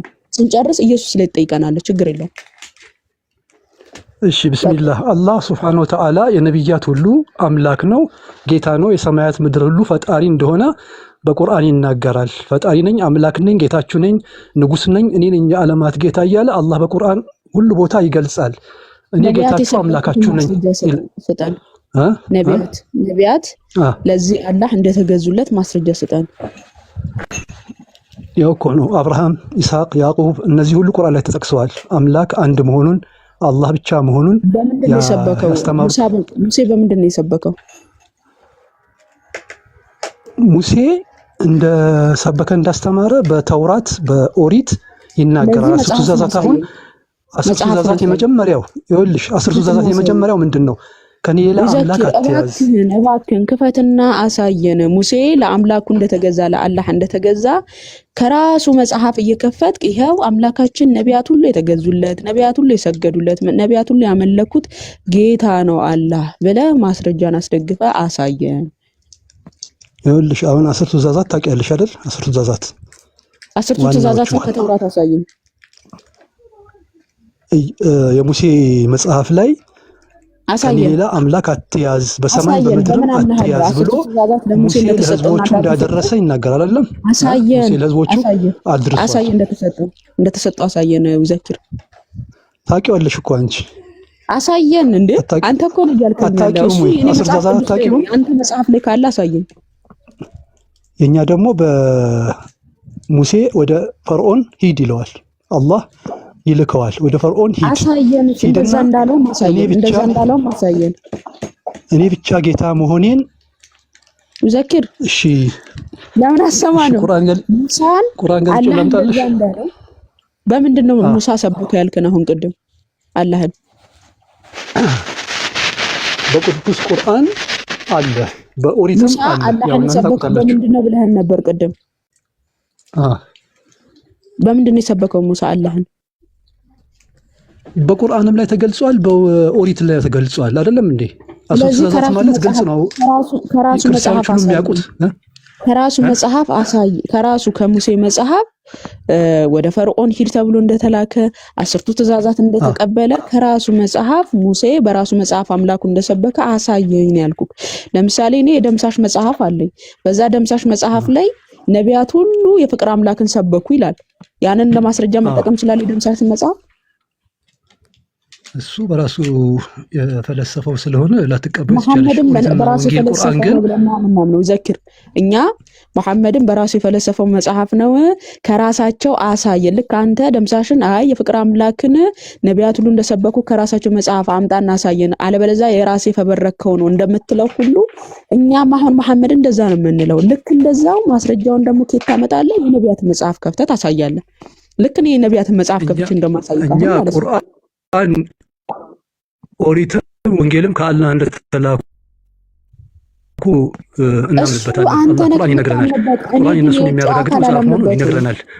ስለዚህ እኔን ለማሳመን እኮ የየራሳቸውን መጽሐፍ መያዝ አለብህ። አንተ በእምነት ተቀብለህ፣ እኔ ደግሞ መረጃ እፈልጋለሁ። መረጃ እስቲ ነቢያት አላህ እንደሰበኩት ምንድነው ማስረጃ? የሙሐመድ መጽሐፍ ታመጣልኝ እንዴ? የተመሳሳይ አመጣልሃለሁ። እኔ ለምሳሌ ደምሳሽ መጽሐፍ አለ። ደምሳሽም እኮ በመጽሐፉ ላይ እኮ ኮት ያደረጋቸው ነቢያቶች አሉ። ሁሉም ነቢያቶች የፍቅር አምላክን ሰበኩ፣ የመጨረሻ ነብይ ሆኖ መጣ አለ። መጽሐፍ አለው። ለምሳሌ ላሳይ ከፈለግ መጽሐፉን ከፍቼ ያሳያለሁ። እንደዛ ብሏል። ለምንድነው ማንቀበለው ደምሳሽን? ምንድነው ያልከው? ራሱ የፈበረከው ነው አልክ። እኔም አሁን መሐመድን እኮ ራሱን የፈበረከው። እንደዛ ካልሆነ የነቢያትን መጽሐፍ ከፍቶ ነቢያት እንደሰበኩ የሱን አምላክ ሰብከው እንደመጡ ያሳየኝ ነው እያልከለው። እሱን ደግሞ ከፍተህ አሳየኝ። አሁን በቁርአን ሱረቱን ናዚዓት የሚለው ላይ የሙሳ ወሬ መጣልህን ጌታ ወተቀደስ ሸለቆ በጠዋው ጊዜ ወደ ፈርዖን ሂድ እርሱ ሙሳ አልፏልና ሙሳ አላህን በምን ሰበከው ብለኸኛል ቅድም። በቁርአንም በኦሪትም ኦሪት የሙሳ መጽሐፍ ኦሪት ነው።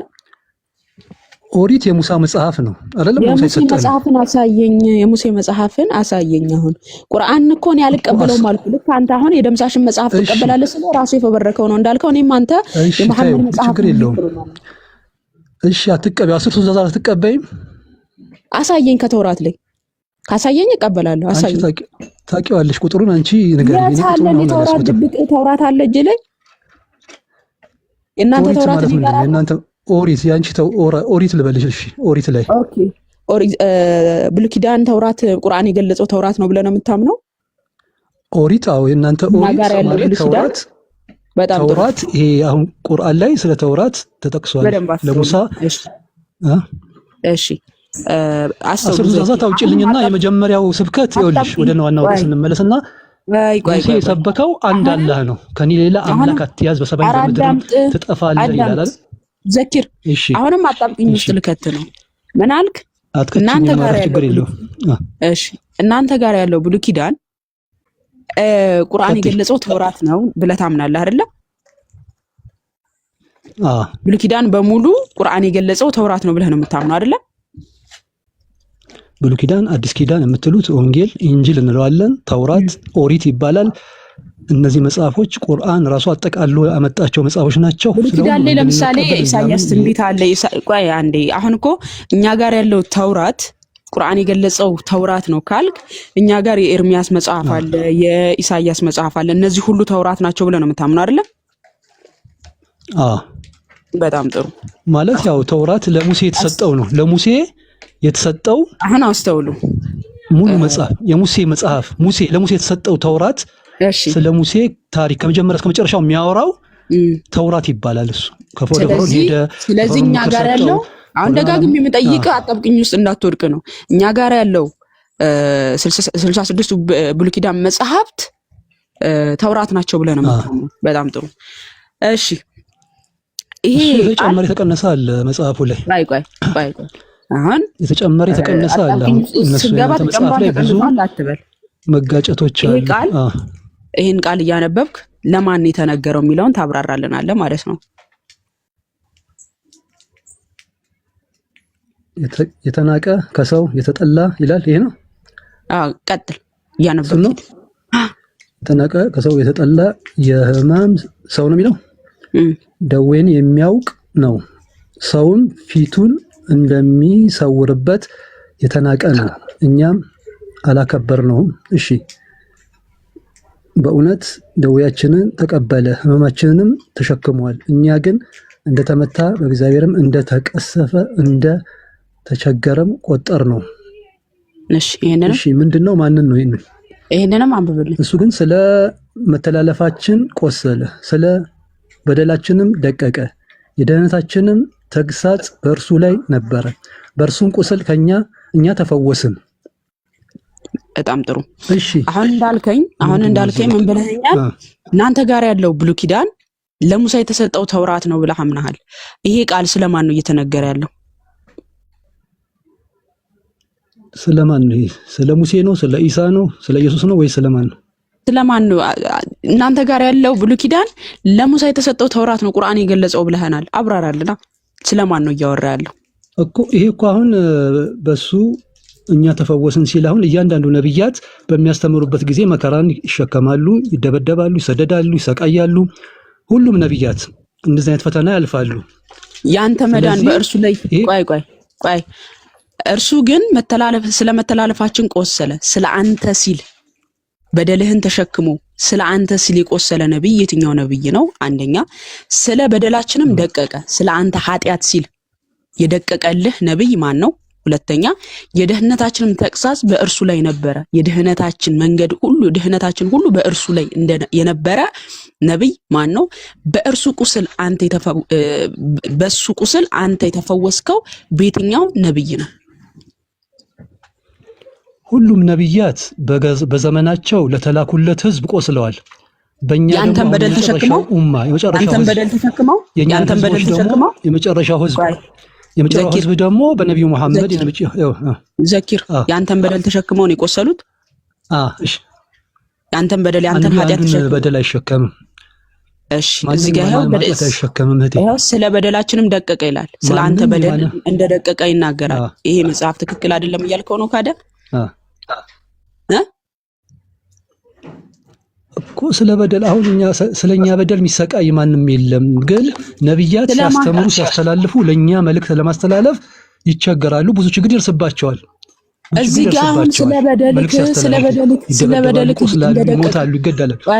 ቆይ ይዘክር አንድ አካል ስለ አንተ በደል ስለ አንተ ኃጢአት ብዙ መከራን እንደተቀበለልህና ያንተን ድህነት እንደተሸከመልህ ድህነትን እንደሰጠህ የሚናገር ክፍል ነው።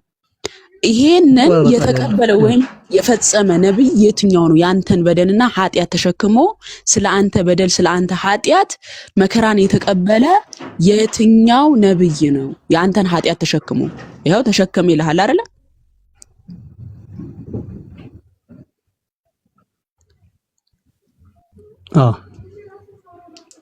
የትኛው ነብይ ነው? እናንተ ኢየሱስ ክርስቶስ ነው ለማለት ነው እንትናችሁን ያላችሁት። እኛ ማንም በደላችን የተሸከመ የለም። አላህ ሱብሓነሁ ወተዓላ መሐሪና አዛኝ ስለሆነ ኃጢአታችንን ይምረናል፣ ያዝንልናል፣ ይተውልናል። በዚህ እከሌ መጥቶ ለኔ ይሰቀላል፣ ለኔ ሞታል። አሁን ያንተን ሐሳብ አይደለም ይሄ እዚህ ጋር የተጻፈውን አብራራለን። እዚህ ጋር ስለ በደላችን ደቀቀ የደህንነታችንም ተግሳጽ በእርሱ ላይ ነው። ከላይ ምን ይላል? በእውነት ደዌያችንን ተቀበለ አለ። አየ በእውነት ደዌያችንን ህመማችንን ሁሉ እንደተሸከመልን ተናገረ። የኛን ህመም የኛን ቁስል ሁሉ እርሱ ቆሰለልን እያለህ ነው። በእውነት ደዌያችንን ተቀበለ ህመማችንንም ተሸክሟል። ይሄ አንደኛ ጴጥሮስ ምዕራፍ 1 ቁጥር 24 ላይ መሰለኝ መርገማችን ሁሉ በእንጨት ላይ ተሸከመ እንዳለው ቅዱስ ጴጥሮስ ማለት ነው። በእውነት ደዌያችንን ተቀበለ ይልና ህመማችንንም ተሸክሟል። ህመምህን የተሸከመልን ነብይ ማን ነው? ደዌህን የተቀበለልህ ማን ነው? እኛ ግን እንደተመታ በእግዚአብሔርም እንደተቀጸፈ እንደተቸገረም ቆጠር ነው። እርሱ ስለኛ ዝቅ ብሎ መከራን ሲቀበል እንደተቸገረ ሰው ቆጠር ነው፣ አላከበር ነውም እያለ ነው ኢሳይያስ። ከዛስ እርሱ ግን ስለመተላለፋችን ቆሰላለ፣ ስለኛ ድህነት እኛ እንድንድን እኛ በህይወት እንድንኖር እርሱ እንደሞተልን እየተናገረ ነው። ስለ በደላችንም ደቀቀ የደህንነታችንም ተግሳጽ በእርሱ ላይ ነበር አለ። በእርሱም ቁስል እኛ ተፈወስን። ይሄንን ያደረገ ነብይ ስለ ህዝቡ ብሎ የትኛው ነብይ ነው? ጥቀስልን። አብርሃም አለይሂ ሰላም ማስረጃ አልተጣለም እንዴ? ማስረጃ ስለ አንተ ስለ በደልህ እንደደቀቀ ማስረጃ ክፈትልን። አብርሃም ለህዝቦቹ ብሎ ነው እሳቱ የተጣለው ወይስ ለፈጣሪ መልእክት ለማስተላለፍ ሲል? በደልህን ተሸክሞ ደዌትን ተቀብሎ። አንቺ ደግሞ አዳምጪኝ እሺ። አንዴ አዳምጪኝ እባክሽ። ይኸውልሽ አሁን አብርሃም ሲላክ ወደ ህዝቦቹ ጣዖትን ሲያመልኩ ይህን ጣዖት አታምልኩ፣ ድንጋይ እንጨት አታምልኩ፣ አንድ ፈጣሪን አምልኩ፣ የፈጠራችሁን ጌታ ተገዙ እያለ ሲመክር ምን አሉት? ጣዖታቸውን ሁሉ ሰባብሮ ሲጥል መጨረሻ ላይ ምን አደረጉ? ይህን ሰው እናጥፋው ብለው እሳት አቃጥለው እሳት ውስጥ ወርውረውታል። አሁን እሱ እሳት የተቃጠለው ለማን ብሎ ነው? ለፈጣሪ መልእክት ለማድረስ ብሎ ነው። ህዝቦችንም እንዲድኑ ለነሱ ብሎ ነው እሳት የተቃጠለው ማለት ነው። የነሱን ደዌ ተሸክሞ ነው አብርሃም ማስቆያ እንደ ይዘክር። አንደኛ ማስረጃ ትጠቅሳለህ፣ ሁለተኛ አብርሃም ይህንን ነገር ያደረገው የህዝቡን ደዌ ተሸክሞ ነው። የነሱን ደዌና የነሱን በደል ተሸክሞ ነው። ኃጢአታቸውን ተሸክሞ ነው። ይኸውልሽ ቅድም ነግሬሻለሁ፣ አንዲት ነፍስ የአንዲትን ነፍስ ኃጢአት አትሸከምም ይላል። ማንም ኃጢአት አይወርስም። አንቺ ብታጠፊ አንቺ አባትሽ ይጠየቃሉ እንዴ? እኔ ባጠፋ አባቴ ይጠየቃል እንዴ?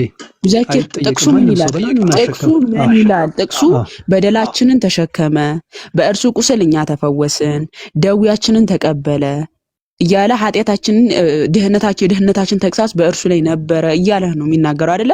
በደላችን እንደተሸከመ ይናገራል። በደልህን አብርሃም ተሸክሞልሃል ወይ? አሁን የተናገርከውንም ጥቅስ በማስረጃ አስደግፈ አሳየን።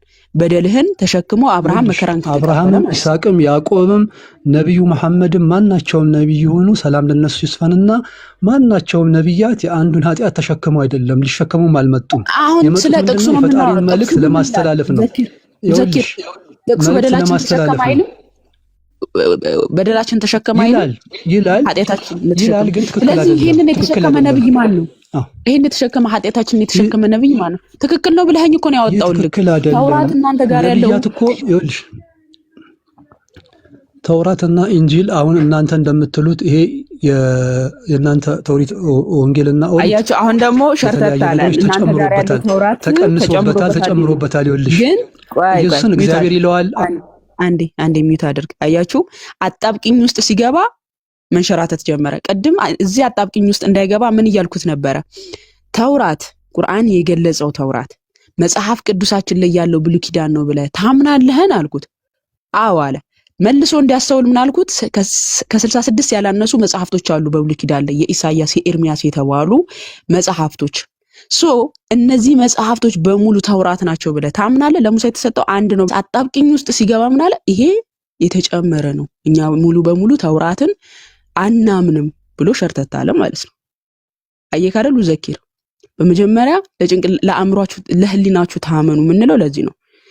አሁን ለሙሳ የተሰጠው መጽሐፍ ስንት ነው ዘኪር? ሚዩት ነህ። ለማን ለሙሳ የተሰጠው አላህ ለሙሳ የሰጠው ተውራት ስንት ነው? ተውራት ነው። አንድ መጽሐፍ ነው ተውራት ማለት። አንድ መጽሐፍ ከሰጠው የኢሳይያስ መጽሐፍን ሳሳይክ ለምንድን ነው የኢሳይያስ መጽሐፍም ተውራት ነው ያልከኝ? ኢሳይያስ የጻፈው ተውራት ነው ወይስ የሙሴን ታሪክ ነው የጻፈው ወይስ ሌላ ታሪክ ነው የጻፈው? ኢሳይያስ ሌላ ነብይ ነው፣ ሙሴ ሌላ ነብይ ነው። በቃ ኢሳይያስ ሌላ ነው፣ ሙሴ አይደለም። ለኢሳይያስ የሰጠ ተውራት የለም። እሺ ሙሴ ላይ ልግባ ማለት ለሙሴ የተሰጠ ሙሴ ላይ ልግባ። ይኸውልሽ ሙሴ ላይ ልግባ ደግሞ ሙሴ ተውራት ነው ብለህ ትቀበላለህ? የሙሴ መጽሐፍቶች 5 ኦሪትን የሙሴ መጽሐፍ ተውራት ነው ብያለሁ። ግን አሁን ያለው ተውራት እጃችሁ ላይ ያለው ተውራት ችግር የለም። ሙሴ ላይ እንግባ። አሁን ያለው ሙሉ ተውራት እንዳልሆነ ተነግሮናል። እሺ ሙሴ ላይ እንገባና ደግሞ የሙሴ መጽሐፍት ላይ ደግሞ እሺ ይሄን አንብብልኝ። የሙሴ መጽሐፍ ተውራት ነው ቁርአን የገለጸው ነው ብለናል። አሁን እንዳትሸራተት እንደቀደሙ ይሄንን አንብብልን እስቲ።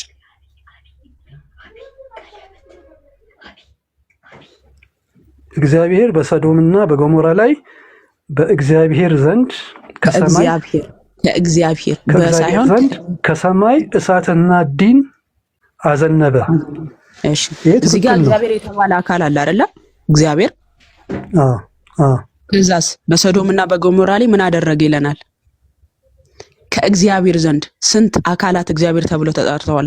እዚህ ጋር እግዚአብሔር ከእግዚአብሔር ዘንድ ስንት አካላት ናቸው? እግዚአብሔር ሰዶምና በገሞራ ከእግዚአብሔር ዘንድ እግዚአብሔር ከእግዚአብሔር ነው ዘንድ እግዚአብሔር ከእግዚአብሔር ተቀብሎ ነው። አካላት እግዚአብሔር ተብለው ተጠርተዋል። እዚህ ጋር ስንት አካላት እግዚአብሔር ተብለው ተጠርተዋል? በዚህ ክፍል መሰረት ሽርከል አክበር ይባላል። በኢስላም ትልቅ ማጋራት ይባላል። ሁለት አማልክት መያዝ። የሙሴ ተውራት አላህ የሰጠው ነው ብለህ ነበር። ለምን ትሸራተታለህ? አሁን ሽርክ ነው ምንድነው እያልክ? ይኸውልሽ አሁን ተውራት ኦሪት አሁን ተበርዟል ምልሽ ለዚህ ነው። ሁለት እግዚአብሔር አጨመረ። 10 ትእዛዛትን ክፈችልኝ። እሱ ጋርም ገብቼ አሁን እንድትንሸራተት አደርጋለሁ። ባይዘው እሱ ጋርም ገብቼ እንድትንሸራተት ትእዛዛት ያለውን የሙሴን ክፈችልኝ እስቲ። ቆይ እሺ ዘኪር አንዴ ተረጋጋሽ። እሺ ተረጋጋ። ሙሴ የተናገረው ምን አልኩት? ክርስቲያኖች እሺ አንዴ ያዳምጡ። ዘኪር ወንድማችን ምን አልኩት መሰላችሁ? በደንብ እንዲጠነቀቅ ማለት ነው። ጌታ ምስክሬን እኛ እናንተም ማጭበርበር አንፈልግም። ሙስሊም ወገኖቻችን እንድታስተውሉ ነው የምንፈልገው። ምን ብዬ ጠየቅኩት? ለሙሴ የተሰጠው ተውራት ስንት ነው? በቁርአን ላይ አላህ ለሙሴ የሰጠው ስንት ነው ስለው 1 ነው አለኝ። ካደ ኢሳይያስን የከፈትኩልህ ለምንድን ነው? የኢሳይያስን ስከፍትልህ ተውራት ነው ለምን አልከኝ ስለው ምን አለ? ኢሳይያስ የሙሴን አይደለው የሚናገረው አለ። ኢሳይያስ ሌላ ነብይ ነው፣ ሙሴ ሌላ ነብይ ነው ስለው አይ ለሙሴ የተሰጠው ብቻ ነው ተውራት አለኝ። በጣም ጥሩ። የሙሴ መጽሐፍ ላይ ሄጄ ላሳይቅ በቁርአን የተገለጸው ተውራት ነው ብለህ ታምናለህ ወይ? 5 ኦሪትን የሙሴ መጽሐፍት ባሳየ ስለው አዎ አለኝ። አሁንም አዎ ብሎኛል በኮንፊደንስ ከፍቼ ያሳየሁት። አሁን ደግሞ ይሄ ሽርክ ነው አለ። ለምን ከተባለ ሙሴ 2 አካላትን እግዚአብሔር ብሎ ሲጠራ እንመለከታለን። ስላሴን ማለት ነው። ገባችሁ? ሽርክ ነው አለን። ከሙሴ መጽሐፍ ተውራት ነው ብለህን ነበር። አጣብቅኝ ውስጥ ስገቡ እንደዚህ አይነት ክህደትን ትናገራላችሁ። አሁን 10 የተሰጡትን ህግጋት ደግሞ ልክፈትልህ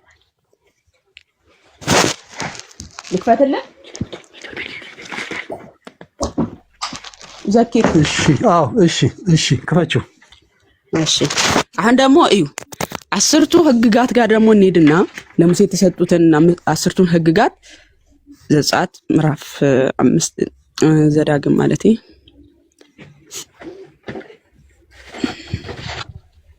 እሺ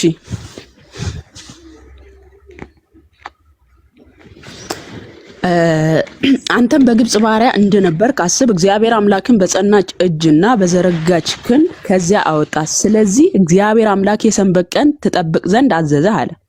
የመጀመሪያው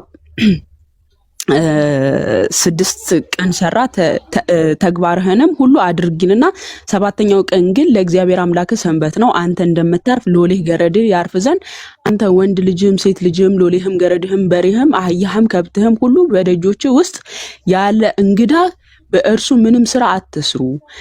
አንተም በግብጽ ባሪያ እንደነበርክ አስብ። እግዚአብሔር አምላክ በጸናች እጅና በተዘረጋ ክንድ ከዚያ አወጣ። ስለዚህ እግዚአብሔር አምላክ የሰንበት ቀንን ትጠብቅ ዘንድ አዘዘ። እግዚአብሔር አምላክ እንዳዘዘ አባትህና እናትህን አክብር። እግዚአብሔር አምላክ በሚሰጥ ምድር ላይ እድሜህ እንዲረዝም መልካም እንዲሆንልህ አትግደል፣ አታመንዝር፣ አትስረቅ፣ አሁን እነዚህም በሙሉ ተውራትና እንጅል ቁርአን ላይ እናመጣቸዋለን። እነዚህም በሙሉ ለሙሴ የተሰጡ ህግጋት ናቸው፣ የአላህ ህግጋት ናቸው ብለህ ካመንክ ማለት ነው።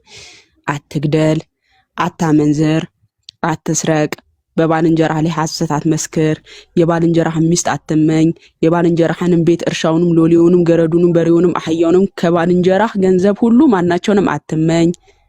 እነዚህ ናቸው ፈለከው። እሺ አንደኛው የመጀመሪያው ኦኬ፣ እሱ ዘጸአት ላይ እግዚአብሔር አምላክን አምልክ የሚለው አምላክ አትያዝ የሚለው አዎ እሱም አለ። እነዚህ ትክክል ናቸው። እነዚህ ህጎች ትክክል ናቸው። እነዚህን ቁርአን ላይ እናምጣቸውና እውነት የአላህ ህግ ናቸው ብለን የምታምነው አንደኛው ይኸውልሽ ከኔ ሌላ አምላክ አትያዝ፣ እኔና አምላክ ብቸኛ አምላክ የሚል አለ። የመጀመሪያው አንደኛው ቁጥር እሷ ነች። ትክክል። ዘጸአት ምዕራፍ 20 ላይም አለ እሱ፣ ችግር የለውም። አሁን እነዚህን በቁርአን ላይ እናምጣቸውና እውነት የአላህ ህግ ናቸው ወይ የሚለውን እኔ አትግደል ይላል አይደለ? መሐመድ ሲገድል እንደነበረ ባሳይ። ቆይ ወደ ሌላ አትሂጂ። ይኸውልሽ ይሄን አንዱን ሳንጨርስ ወደ ሌላ መሄዱ አስፈላጊ አይደለም። በዚህ መጀመሪያ ለምን እነዚህን ህጎች አላህ ናቸው አላህን የሰጠው ካልከኝ እኮ አላህ ቃሉን ረስቶ ደግሞ በዛ ቦታ ላይ ግደል ሊል አይችልም ማለት ነው። ይኸውልሽ የነቢያት አምላክ ይኸውልሽ ቆይ አንዴ የነቢያት አምላክ ኢየሱስ ነው አላህ ነው የሚል ነው ዋናው ርዕስሽ። ስለዚህ አሁን አምላክ ማን ነው የሚለው ነው እየተነጋገርን ያለ ነው። ኢየሱስ ነው አላህ ነው። አሁን በዚህ ጋር መጣሽ 10 ትእዛዛት ላይ ከኔ ሌላ አምላክ አትያዝ ብሎ ለሙሴ እንዳስተማረ እንደሰበከ አስተምረው ነግሬሻለሁ። ኢየሱስ ደግሞ አምላኬ እያለ ራሱ ሲያመልክ አሁንም አሳየሽኝ። እግዚአብሔር ለእግዚአብሔር ብለሽ ይሄ ማለት ወዴት ነው የምትሄደው? አምላክ ራሱ እዛው ነው ያለው እኮ ርዕሱ ላይ ነው ያለው እንጂ ወደ ሌላ አትቀይሪው። ይኸውልሽ አሁን እሱ መተንፈስ ሲፈልጋት ምንድነው ኢየሱስ ክርስቶስ አምላኬ ብሏል። ኢየሱስ ክርስቶስ ወደ አምላኬና ወደ አምላካችሁ ብሏል። እነዚህን ጥቅሶች ነው ተንፈሰ መሄድ የፈለገው። እሱን እስኪ በቃ ድረስ አስጨርሳለሁ ውዘኪር። መጀመሪያ ግን ያንተን እምነት ንገረን። ይሄ 10ቱ ትእዛዛትን ለሙሴ የሰጠው አላህ ነው ብለህ ታምናለህ? እነዚህን 10ቱ ትእዛዛት 10 ትእዛዛት ኦሪት ላይ ለሙሴ ሰጠው። የመጀመሪያው ትእዛዝ ከሌላ አታምልክ ነው። ሁለተኛው አትግደል፣ አታመንዝር፣ አትስረቅ ምናምን የሚለው ነገሮች በሙሉ ተከትለው የሚመጡ ናቸው። በጣም ጥሩ። ይሄን እነዚህን አላህ ነው የሰጠው አይደል? አምላክ የለም ነው እንጂ ስለ ስላሴ ያላስተማረም እዚህ ጋር። ስማኝ አትግደል፣ አታመንዝር፣ አትስረቅ የሚለውን ህግጋቶች የሰጠው አላህ ነው አይደለ? ጥሩ። ለምሳሌ አትግደል የሚለው በቁርአን ላይ መግደል እንዴት ይታያል የሚለውን ደግሞ እንመልከታ። ያው አምላክ ከሆነ ህግጋቱን የሰጠው ማለት ነው። ለምሳሌ በሱረቱል አጀንዳ ያዥውና ይኸውልሽ እንጨርስ መጀመሪያ እንጨርስ። ኢየሱስ አምላክ ነው አይደለም? ኢየሱስ ለገና አልመጣንም። ኢየሱስ ለገና ችግር የለውም። መግደል ኃጢአት ነው፣ ሐራም ነው። እሺ ቆይ ገና ኢየሱስ ላይ እኮ አልመጣንም። ምን ሆነሃል? ገና እኮ ኢየሱስ ላይ አልመጣንም። አላህ ላይ ነን። የተከበሩ ሞሮች ባለቁ ጊዜ አጋሪዎች ባገኛቸዋቸው ስፍራ ግደሏቸው። ይሄንን ቃል የሚናገረው ማን ነው?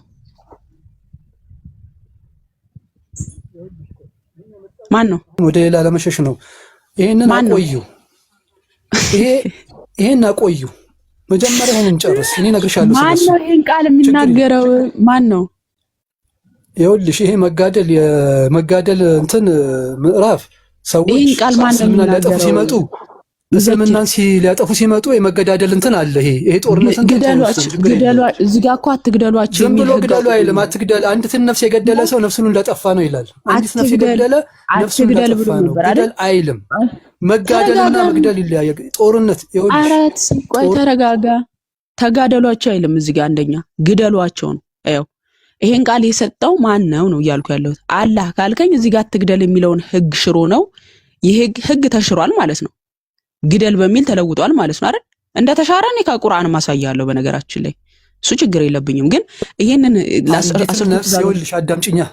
አንዲትን ነፍስ የገደለ ነፍሱን እንደገደለ ነው ይላል ቁርአን። እኔ አሁን ያልጠየቅኩት ለምን የምትመልስልኝ? የሰው ነፍስ አይደለም የእንስሳ ነፍስ መግደል ክልክል ነው ኢስላም ያለ ምክንያት። ግን አንቺ ሊገልሽ የመጣውን ሰው ምንድን ነው የምታደርጊው? እኔ የምጠይቅህ መልስልኝ። ትከለከያለሽ አትከለከይም? እኔ የምጠይቅህ መልስልኝ። ዘኪር እንዳወርድ አታስገድደኝ። ጥያቄ ጠይቀህ እንድትወርድ ስለምፈልግ አላወርድም። ግን ተሸነፍሽ ማለት ነው። ይኸውልሽ እንዳወርድ አታስገድደኝ። ይሄ ሌላ ርዕስ ነው። አዳምጥ። ስለዚህ ሚዩት እንድትደረግ እየፈለክ ነው ማለት ነው። ከዛ በኋላ ደግሞ ለጠይቃቸው ስለ አወራ አይደለም። ንገረኝ፣ ይሄን ንገረኝ። ተረጋጋ። መቼ አላህን ጨርስና መጠጥ አድርገን ከዛ ኢየሱስ ላይ ትጠይቀኛለህ ብዬ እኮ ነው የምታገስ እንጂ አላህና ኢየሱስ ነው የሚለው ርዕስሽ። ሁለቱንም ነው መነጋገር ያለ ነው እኮ። አንዴ አላህን ጨርስና ወደ ኢየሱስ አስጨርሽኝና ስለ ኢየሱስ ላትገቢያለሽ። አስጨርሽኝ እንዴ! አዳምጥ ወንድማችን ባይዘው አሁን ካወረድኩት ለጠይቃቸው ስል አወረዱኝ ብሎ እንትን ሊል ነው። እኔ እንደዛ እንድትል ስለማልፈልግ ነው እየታገስኩ ያለሁት እንጂ እንደኔ ተናገሪ ያለው ስለ ኢየሱስ ንገሪኝ። አዳምጥ። ስለ አምላክ አትመሰክርም ጊዜ ወስደ ጌታ ሆይ እመሰክራለሁ፣ ግን ስለ አላህ እሺ፣ አዳምጥ። አትግደል የሚለውን ህግ አላህን የሰጠው ብለህኛል አይደለ? ይሄንን ህግ አላህ ሰጥቷል አይደለ? እኔ አንደኛውን አምጪልኝ ያልኩሽ ከኔ ሌላ አታምልክ የሚለውን እሱን ጨርስ። መጀመሪያ እኮ ተውሂድ ነው። ዘኪር መጀመሪያ አታምልክ ነው መጀመሪያው ትልቁ ወንጀል። ከመግደል የበለጠ ይሄንን ህግ አላህ ሰጥቷል አይደለ? እዚህ ጋር ግደሏቸው የሚለውን ቃል ከተናገረ ያንን ህግ ጥሎታል ወይስ አልጣለው? ይኸውልሽ እኔ የምጠይቅሽን ደግሞ አዳምጪ።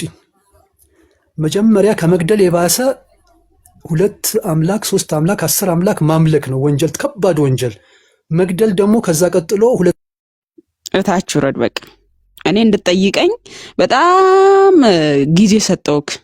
በመጀመሪያ አወረዱኝ እንዳትል በጣም ታገስኩ። እኔ ትዕግስት የለኝም በነገራችን ላይ እንደዚህ አይነት ሰዎች ላይ እንድትጠይቅ፣ ክርስትና ላይም እንድትጠይቅ ጊዜ ሰጠው። በመጀመሪያ ግን አላህን ጨርሰን ወደ ኢየሱስ እንመጣለን ብዬ ነበር። አሁን ምን አለ? የመጀመሪያ አጣብቂኝ ውስጥ ገባ፣ አላስኬደውም። ሁለተኛ አጣብቂኝ ውስጥ ገባ፣ አላስኬደውም። ሶስተኛ አጣብቂኝ ውስጥ ገባ። ምን አይነት አጣብቂኝ ከተባለ የሙሴን መጽሐፍ ለሙሴ የተሰጠው ለብሉይ ኪዳን የሙሴ 5ቱ ኦሪት ለአላህ የሰጠው በቁርአን ላይ የተገለጸው ተውራት ነው አለኝ። ነው አልኩት። አዎ እሺ አልኩኝና ከነዚህ መጽሐፍ ዘፍጥረት ምዕራፍ 19 ቁጥር 24ን ሳሳየው ይሄም አለም ያለ ሽርክ ነው፣ 2 አካላትን እግዚአብሔር እያለ አለ አይደለ?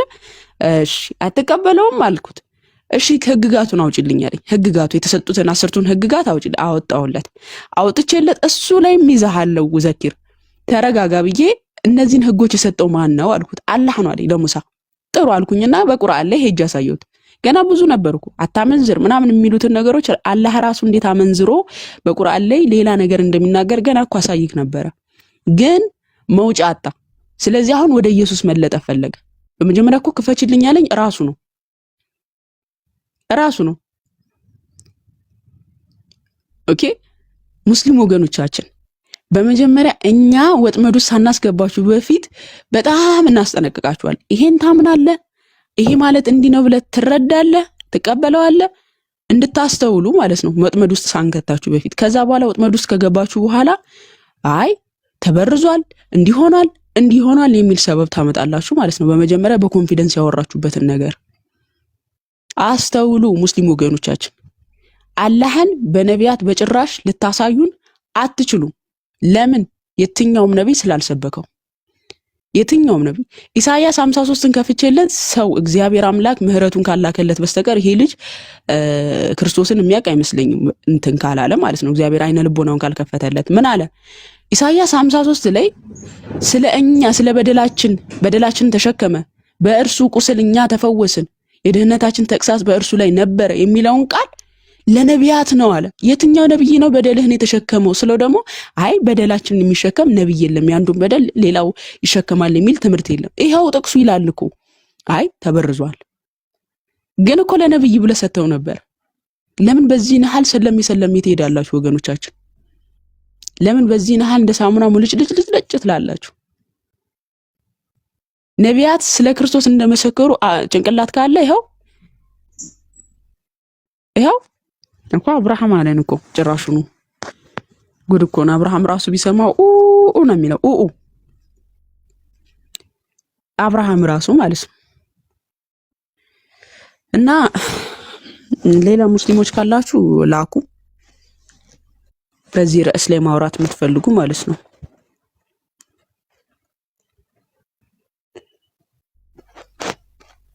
በስነ ስርዓት ማውራት የምትፈልጉ ቢዘኪር በስነ ስርዓት ማውራት የምትችል ከሆነ መግባት ትችላለህ። ግን አንተ ምንድነው አላህን ላይ ሳታወራ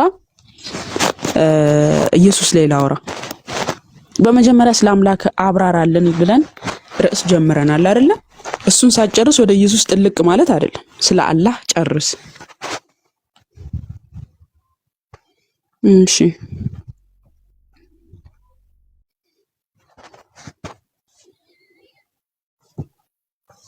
እሺ ዘኪር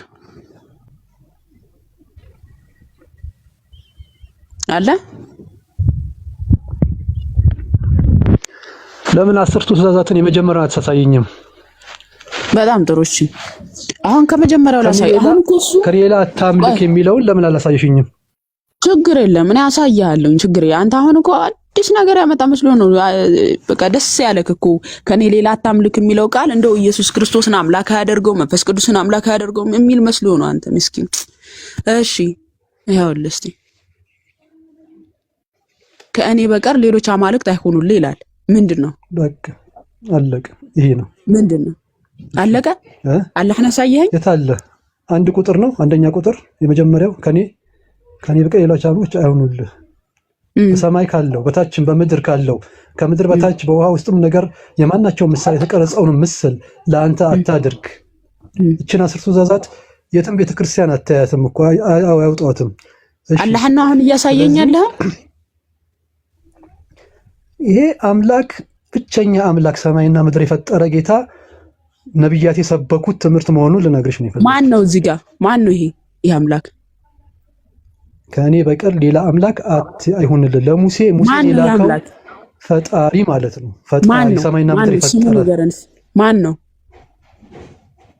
ይኸውልሽ እኛ አላህ እንለዋለን፣ እናንተ እግዚአብሔር ትውታላችሁ። ሌላውም ጋድ በእንግሊዝኛ ጋድ ይለዋል። የተለያየ ስም ተሳሳተ። ግን ያ ፈጣሪ ሙሴ በፈጣሪ ተላከ መሆኑን አብርሃም በፈጣሪ ተላኩ መሆኑን እናምናለን። ስለዚህ የመጠሪያው ጉዳይ አምላክ አንድ መሆኑን አላህ የሚል እዚህ ጋር ሳየንስ አላህ እኮ ቅድም ኤሎሄ ብሎ ይለዋል። ኢየሱስ ኤሎህ ይላል። ኤሎህ ማለት በዕብራይስጥ ቋንቋ ኢላህ ማለት አላህ ማለት ነው። ማስረጃ ኢላህ ማለት አላህ ማለት ነው ብሎ የተረጎመ ለአንድ የዕብራይስጥ ሊቅ ክፈትና ሳየን። ኢየሱስ በቂ ነው ለምስክርነት። ኢየሱስ ቃል በቂ ነው። ኢላህ ብሎ ኢላህ ማለት አላህ ማለት ነው ብሎ የተረጎመ ኮመንታሪ ማን ነው? የዕብራይስጥ ሊቅ ከፍታ ሳየን እስቲ በዕብራይስጥ እንደዚህ ብሎ የተረጎመ ኤሎሄልና አምላኬ ብሎ ተረጎመ። አምላኬ ማለት ነው ላይ ተረጎመው። ክፈትና ዕብራይስጡን አሳየን ኮለበል። ኤሎሄ ይላል አምላኬ ማለት ነው ይላል አይደለም? አሁንም ያስገባው ያለ ማስረጃ እንዲሁ ተረተረስ እንድታወራ ሳይሆን በማስረጃ እንድታመን። ይሄንን አላህ ነው ብለሃል አይደለ? ክፈትና አሳየን። ስለምታውቂው ነው የምነግርሽ። ለምን ቀላል ነው ላንቺ ታውጪዋለሽ። ኤሎሄ ማለት አምላኬ ማለት ነው። ክፈትና አሳየን። አታሰማምልኝ። ክፈትና በማስረጃ ሰዎችን ለማሳመን ሞክር። ተረተረስ ሳይሆን ክፈትና በማስረጃ ልክ እኔ ማስረጃ ከፍቼ እንደማወራው ክፈትና በማስረጃ ሰዎችን ለማሳመን ሞክር። አላህን በነቢያት አሳየኝ ስለ የሙሴን አምላክ አምጥታ አሳየኝ አይደል? መጽሐፍ ቅዱስ ላይ እዛው ከሙሴ መጽሐፍ ሳትወጣ ሙሴ ሶስቱ ስላሴን እንደሰበከ ዘፍጥረት ምዕራፍ 19 ቁጥር 24ን ስከፍትልህ ይሄ ሽርክ ነው አልክ እኮ፣ ደነገጥክ እኮ። አሁን ይሄንን አውዱን ስላልተረዳ ከኔ በቀር ሌሎች አማልክት እግዚአብሔር ስትይ ታዲያ እንዴ ምን ልበል? ሁለት እግዚአብሔርን ላከው፣ እግዚአብሔርን ለመነው፣ እግዚአብሔርን አመለከው። ስለዚህ ሙሴ አንድ ቦታ ችግር አይደለም እንዴ? ስለዚህ ሙሴ አንድ ቦታ ሁለት አካላትን እግዚአብሔር ብሎ ጠርቷል። ይሄን አትቀበለውም? ሁለት እግዚአብሔሮች በአንድ ላይ ሱብሃንአላህ ይሄን አትቀበለው? አላህ ከማጋራት የጠራ ነው። ሱብሃንአላህ ማስረጃ አልባነክ ማስረጃ አውጥተህ በማስረጃ ታምናለህ ብዬ ነበር። አንዴ ስልክ ላውራ ጋይስ፣ ቀጥሉ። ቆይ አንዴ ስልክ እየተደወለልኝ ነው።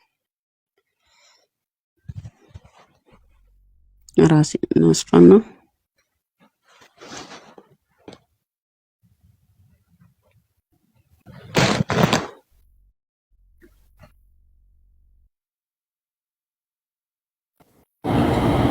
በነገራችን ላይ ዘኪር ቅድም ነው ውይይቱ ያለቀው ራሱ ማለት ነው።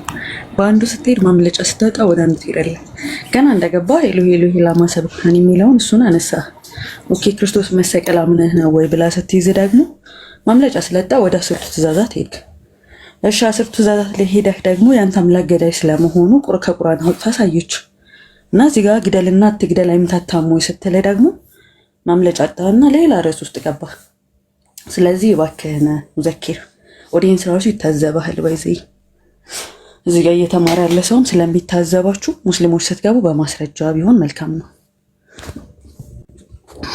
ካላችሁ ሙስሊሞች ኑን እየታዘበሽ ከሆነ ቤታቸው ለራሱ ስትጠይቂያቸው በጣም እንትን ስትሄጂው ጥያቄን በጥያቄ ነው ሊመልሱልሽ ሊሟገቱሽ የሚሞክሩት እና መጨረሻ ላይ በቃ አንቺ አትረጅም ውረጂ ብለው ንቅል ያደርጉሻል። በጣም ነው የሚገርሙኝ የምር ጥያቄን በጥያቄ በቃ እንደውም ሽሩሩ አይለችው እኮ ክርስቶስ እዚህ ጋር አባቱ ለምን ተውከኝ ላይ የጥሩ ነው የተናገረው። ስለመሰቀሉ የማያምን ሙስሊም መጥቶ እዛ ጋር ያን ጥቅስ ይጠቅሳል። እሺ ብላችሁም አስረዳችሁ ተመለሰና መሰቀሉ እንደማያምን ሲያቅ ደግሞ 10ቱ ትእዛዛት ገባ። አስበሽዋል? አትግደል ብሎ ያለ ህግ ሲሆን ነው ዘኪር ከመጽሐፍ ቅዱስ ውጭ ሌላ ምን እንድታዘብኩ ታውቂያለሽ? የሚፈልጉትን ነገር አሁን ለምሳሌ ከብሉይ ኪዳን ላይ ነው ያመጣው እሱ ላይ ማለት ነው። የሚፈልጉትን ለአላህ ነው ብለው ይቀበላሉ። የማይፈልጉት ደግሞ ወዴታይ ተጽፎ ካዩ ይሄ ሽርክ ነው የሚሉት ነገር በጣም ነው የሚገርመው። የሚፈልጉትን አንድ ነጥለው በቃ እሱም ደግሞ መረጃ ሲጠይቋቸው መረጃ ማምጣት አይችሉም። እንዴ እያገናዘባችሁ ትልቅ ሰው ናችሁ የምር እንዴ ትልቅነታችሁ አገናዝባችሁ ብትመጡ ጥሩ ነው።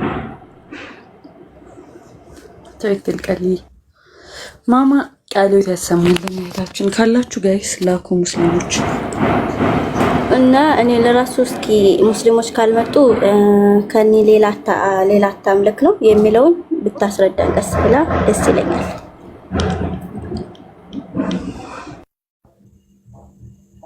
አይ ቆይ ስልክ ገብቶባት ስትመለስ ታስረዳሻለች።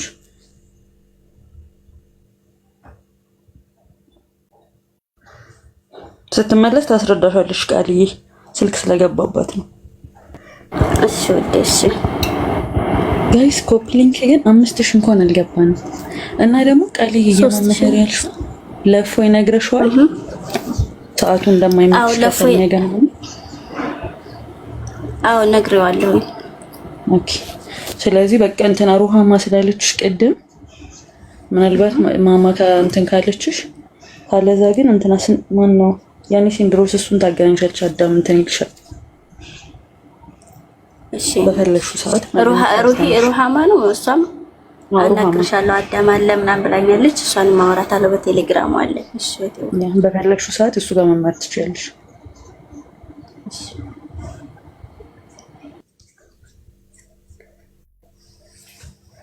ታብታቡን እስኪ 5000 እናስገባው ጋይስ።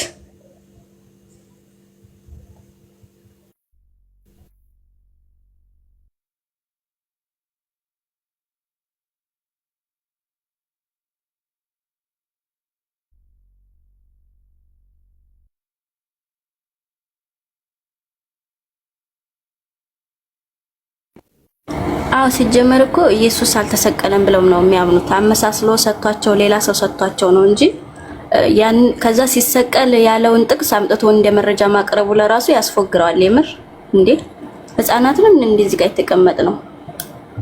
ትልቅ ሰዎች ነን፣ እሱም ትልቅ ሰው ነው። በነገራችን ላይ ታገናዝቡ።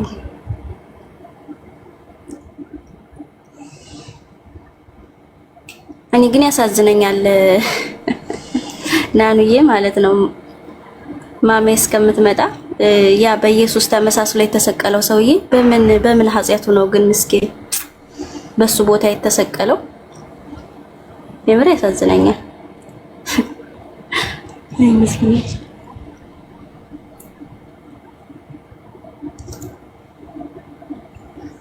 እሱ በዛ ተሰቀለ። ኢሳይን በምንድን ነው በጣራም ልጦ ሄደ። ከዛ ኢሳና ኢየሱስ ግን እንዴት ነው ከፊታቸው የሄደው? አስበሽዋል? ከፊታቸው የሆነ ልክ የሆነ ኢማጂን ስታደርጊው እኮ ምንም ልትረጂው የማይችል ትምህርት ነው የሚያስተምሩሽ።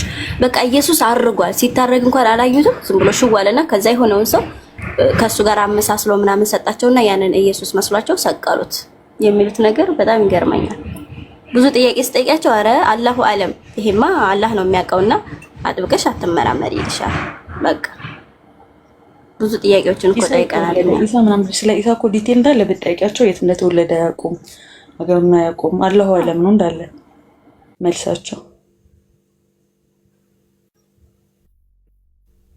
ሂሩትሻ እንዴት ነሽ?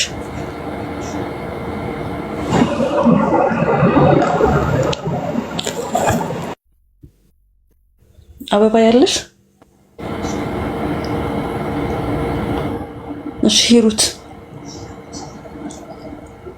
ትናንት ወጥቼ ነበርና አንደኛይቱ በአካል አገኘችኝና ገጠመችኝ። በቃ እንዴት ነው አንቺ በቃ ቅንጭላትሽ በትክክል ስለማያስብ ነው እንጂ ጭራሽ ከእስልምና ልትወጪ አትችይም ብላ ልትከራከረኝ ገባችና የምችለውን አስረዳዋት። እንዴት ኢሳን እንዴት መልክተኛ ታመልኪያለሽ ነው ቀጥታ ያለችኝ። ፍጥጥጣለች በቃ አንቺ ስትማሪ ይገባሻልና እኔ አብረን እንማር ከፈለግሽ አልኳት። እንደገና ጸጥ አለች። ከባድ ነች።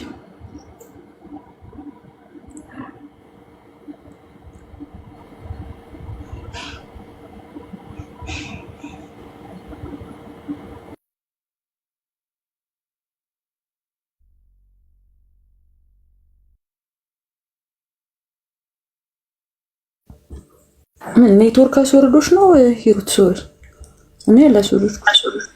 አረ ስልኬን ሁለቱም አካውንት ሁለት ስልክ ላይ ከፍቼው ሌላ ላይቭ ጆን ያላልኩም በአንዱ ስልኬ ከዛ ራሴን ጣልኩት። እንዴት አደራችሁ ግን? ሰላም ክርስቶስ ይብዛላችሁ። ሁላችሁንም ሰላም ብያለሁ። ናኑሻ ደህና ነሽ? እግዚአብሔር ይመስገን ሂሩቴ። ቃልዬ ግን ታውቂያለሽ በአካል ጭራሽ ከነሱ ጋር አትነጋገሪ። ቀጥይ ሂሩቴ። አይ እኔ በአካል ራሳቸው ናቸው የሚጠይቁኝ እና ሲጠይቁኝ ከተማርኩኝ በደንብ ካውኩ በኋላ አስረዳቸዋለሁ። ግን እንዴት ተረዳሁት መጠን አስረዳቸዋለሁ። ከዛ አፋቸውን ይዘጋሉ እና ደግሞ ሐዲስ ላይ የማውቃቸውን ነገሮች አልተመለሱልኝን ምናምን ስነግራቸው አፋቸውን ይዘጋሉ። ሲጀመር ፍጥጥ ነው የሚሉት በቃ ይሆናል። አይኔን ሊያወጡኝ ምንም አይቀራቸው፣ ግን ቦታም አልሰጣቸው።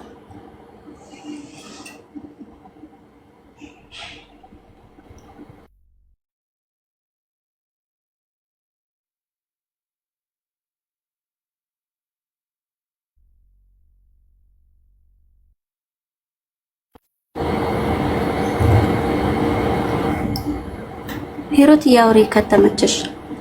ስለዚህ ሙስሊሞችዬ ጥያቄ ስትጠየቁ በጥያቄ ለመሟገት ወይ ደግሞ የሆነ ጥያቄውን ለማስረሳት የምትሄዱት መንገድ በጣም ከባድ ነው። የምር የምትጠየቁትን ጥያቄ ማስረጃ ማምጣት ከቻላችሁ ቀጥታ ብታወሩ ጥሩ ነው። አትሟገቱ። ያ ፍጥጥ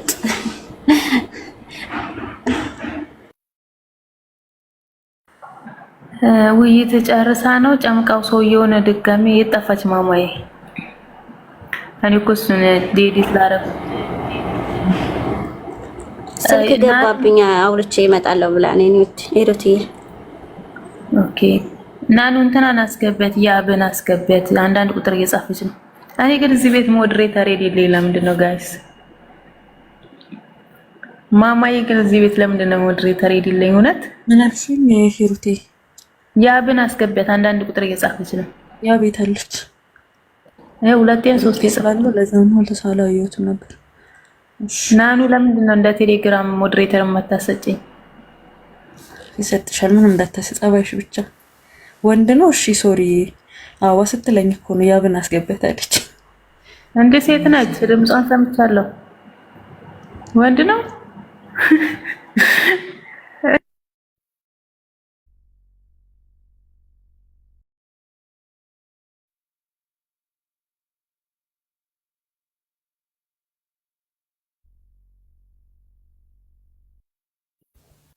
ሂሩት ያውሩ እንጂ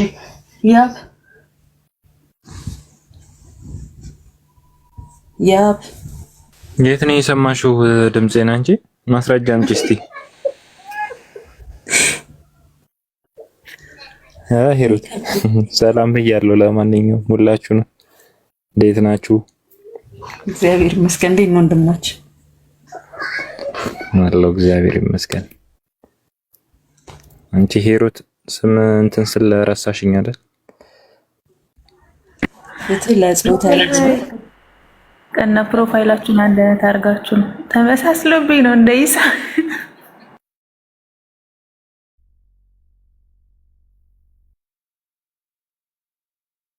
ድምፁ ዲያቆንን ይመስላል። ዲያቆን አትናቴዎስ እና ሰላም ብያለሁ። ግን ማርያምን እንዴት ነው ወንድማችን?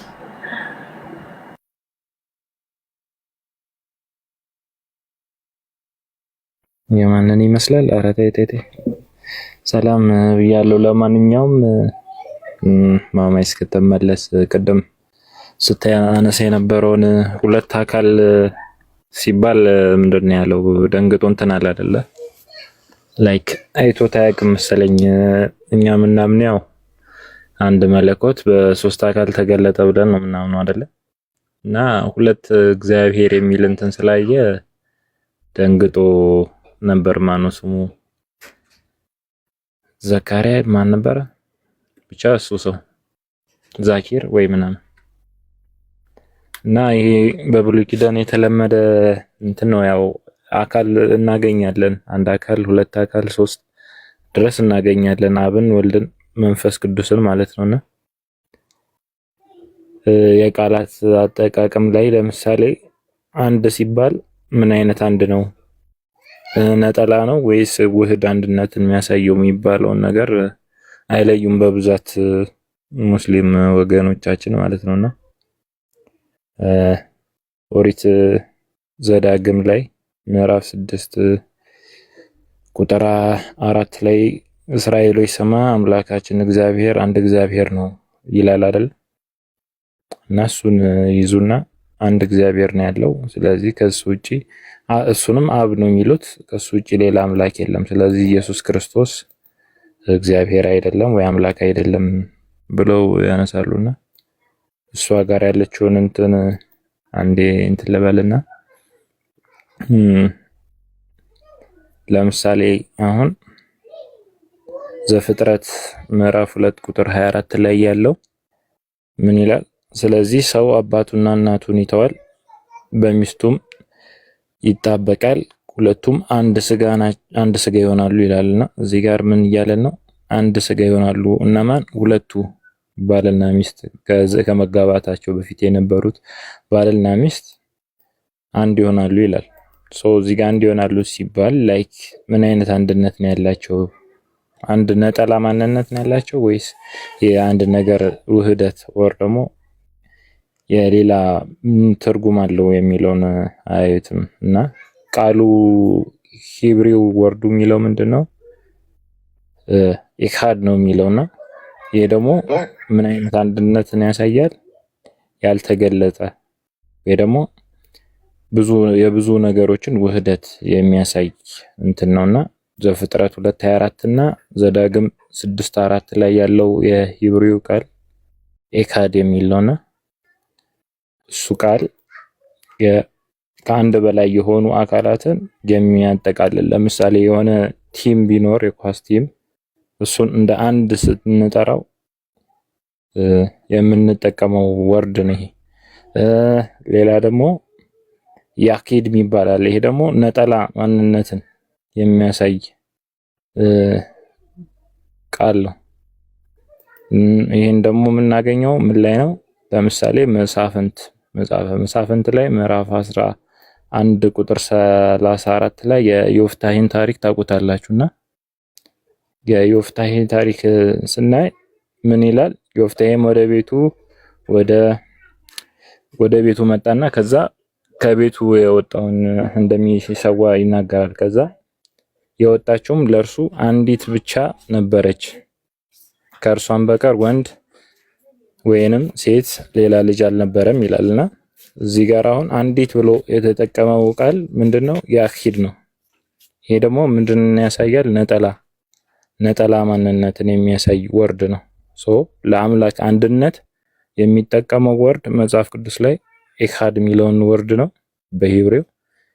ስለ ነጠላ አንድነት ምናምን የመሳሰሉትን ሲጠቀም ደግሞ ያኪድ የሚለውን ይጠቀማል ማለት ነው። በዚህ መለየት እንችላለን ማለት ነው። ሁለት አካላት ሲጠቀሱ በዚህ ወርድ ይጠቀሳሉ። ሶስት እግዚአብሔር ሲባልም አንድ ነጠላ ማንነት ያለው ሳይሆን የሶስት አካላትን እንደ አንድ የሚጠራበት ወርድ ነው ማለት ነው። ይሄን ለመግለጽ ነው። ሌላ ነገር ካለ እስቲ እንቀጥላለን። ናኑ ቀጥሉ። አሰላሙ አለይኩም ያ ጀማ። ተባረክ ወንድማችን ቃሎት ያሰማልን። አይ ቲንክ አረቢያን ፕሮፊት የኛ ልጅ ነው።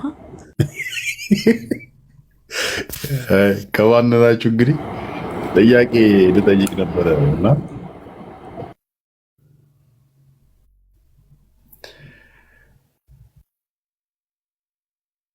ያ ይጠይቃ ያ ትመልስለታለህ።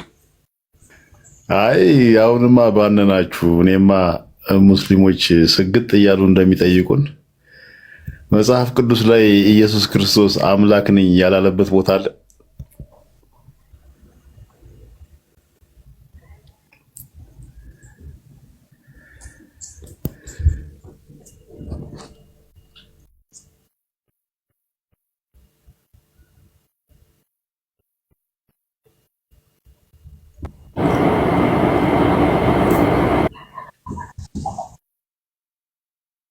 እንደ ሀሳብ መልስ የሌለው ጥያቄ ባጠይቅ ወንድማችን መጽሐፍት ሁሉ ስለ ጌታ ኢየሱስ ክርስቶስ አምላክነት ያወራሉ።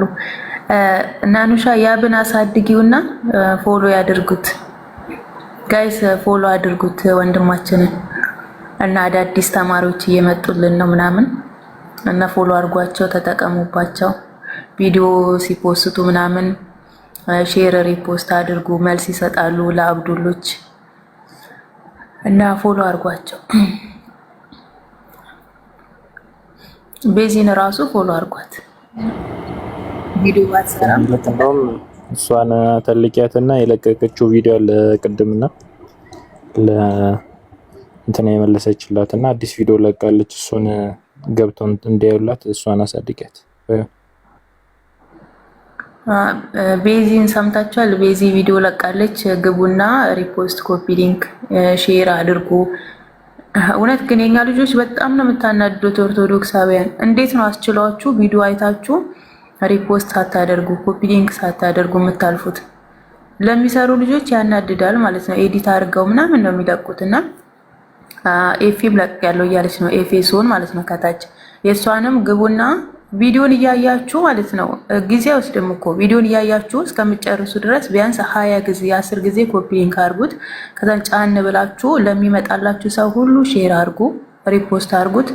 በቃ ጎበዝ ከሆናችሁ ደግሞ ስቶሪ ላድርጉና ውጡ፣ ኮመንት አድርጋችሁ። በጣም ቀላል ነገር ነው፣ የ5 ደቂቃ ምናምን እና የኛ ልጆች ይሄ ችግር አለብን። ሁላችንም ቪዲዮ አይታችሁ አትለፉ። አሁን ቤዚ ጋር ግቡና እንትን ቤዚ ናኑሻ ሁለቱን አንድ ላይ አድርጋቸው። ከላይ የቤዚን አድርጉላት፣ ኤፌሶንም አድርጉ።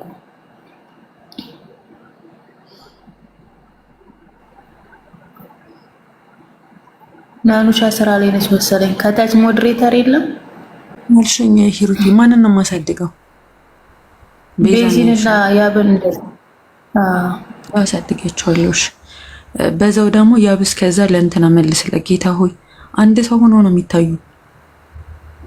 አዎ አያምርም?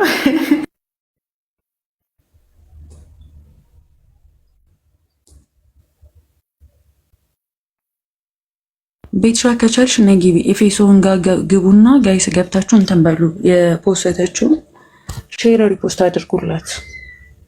ቪዲዮ ሲሰሩ በጣም ብዙ ሰዓታቸውን እንትን ብለው ነው ገለው ነው የሚሰሩትና ፖሊስ እየገባችሁ ሼር ሪፖስት አድርጉላት። እንትን ቃል እያለሽ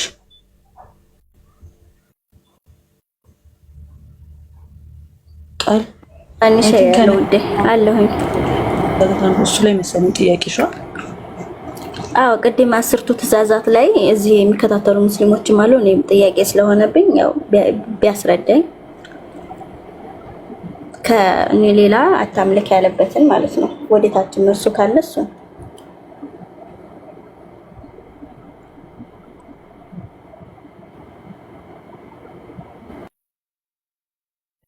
ያብ ሰምታታል።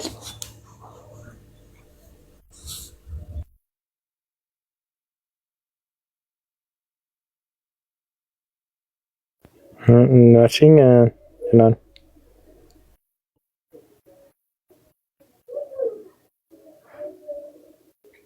አይሰማም። ናሩሻ ስራ ላይ ነች መሰለኝ። ቃል ጥያቄሽን በስርዓት ንገሪው እስኪ። ምንድነው ያልሽው ጥያቄ?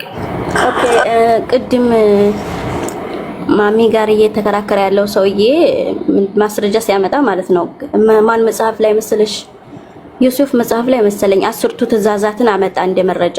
ከዛ መጀመሪያ ላይ ምን ይላል? ከኔ ሌላ አታምልክ የሚለው አላህን ነው ምክንያቱም ብሎ ሲጠይቅ ያንን ቢያስረዳኝ አታመንዝር ምናምን የሚለው ጋር ማለት ነው። ቅድም ስላልሰማ ሙምኪን ግልጽ ላይ ሆነለት ይችላል።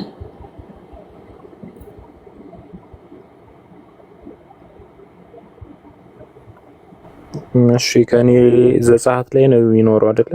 ዘጸአት ምዕራፍ 20 ምናምን አካባቢ ነው የሚሆነው 19 ወይ 20 ከኔ ሌላ አታምልክ የሚለው ለአላህ ማለት ለእነሱ አላህ በዛ ጊዜ ይታወቃል። የእነሱ አላህ በመሐመድ ጊዜ ነው የመጣው፣ ከዛ በፊት አልነበረ። እዛ ጋር እያለ ያለው ስለ እግዚአብሔር ነው መመለክ ስለሚችል አካል የሙሴ መጽሐፍ ላይ ነው ያ ዘጸአት ላይ ነው የሚኖረው። ኦኬ ሁሉ አምላክ ለእግዚአብሔር የተባለ ነው። ምንም እንትን የለውም እኮ ይሄ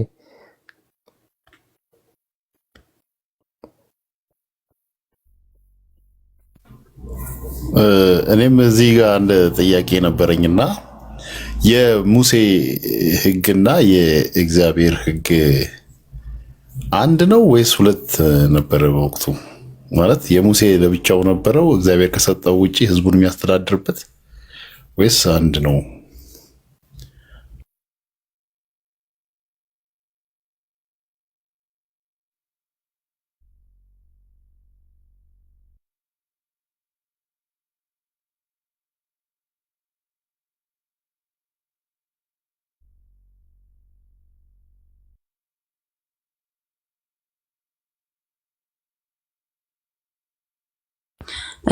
ዝም አላችሁ ጋይስ።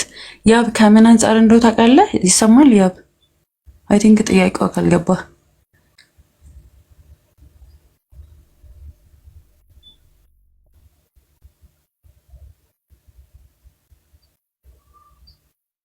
ጋይስ አላችሁ ወይስ አለን? ማሻ ክርስቲያን ኑሪ ስለሚል ነበር።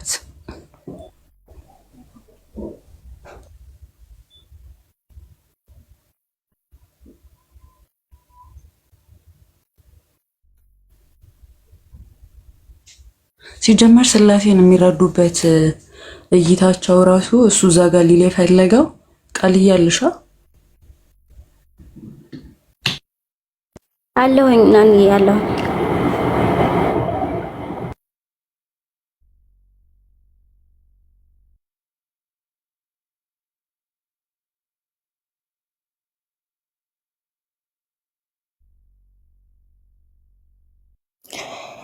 አለሽ ናኑ ዝም አላችሁ። ኦኬ ዘጸአት 20 ላይ ያለው ነው አይደል? ለምትዩ ከኔ በቀር ሌሎች አማልክት አይሆኑልህ የሚለው ነው እንዴ? ያንን እየተናገረ ሰውየው መረጃ ያመጣው ምንድነው? ያንን አላህ ነው እንደዛ ብሎ የተናገረው። ምክንያቱም መጽሐፎች ላይ አላህ ያው ርዕሱን እንደምታዩ ማለት ነው እና ከኔ ሌላ አታምልክ ያለው አላህ ነው ብሎ ስለተናገረ ያንን እንድታስረጅኝ ነው። አላህ የሚባል ነገር በዛ ሰዓት ይታወቅ ነበር እንዴ? አላህን የምናውቀው መሐመድ ነው አይደለ? ግን እዚህ ጋር እግዚአብሔር እየተናገረ ያለው ከጣዖቶች አንጻር ነው አይደለ? በሰዓቱ ሌሎች ህዝቦች የሚያመልኳቸው ጣዖቶች ነበሩ አይደል? ጣዖታት ከዛ ራሱን ሲለይ ነው። ገባሽ? በህግ መሰረት ይሄ ብቸኛና እውነተኛ አምላክ መሆኑን እናውቅ ዘንድ ነው ይሄን እየተናገረ ያለው እንጂ አላህ በብሉይ ኪዳን ሁለት ቀኝ እጅ ያለው በጣም ብዙ አይኖች ያሉትና ባለዋት አምላክ አለ እንዴ? ተሰብከናል። ነቢያት እንደዚህ አይነት አምላክ ሰብከውናል፣ ለኛ አልሰበኩንም። ራሱን ከጣዖቶች ሲለይ ነው አይደል? ሌላ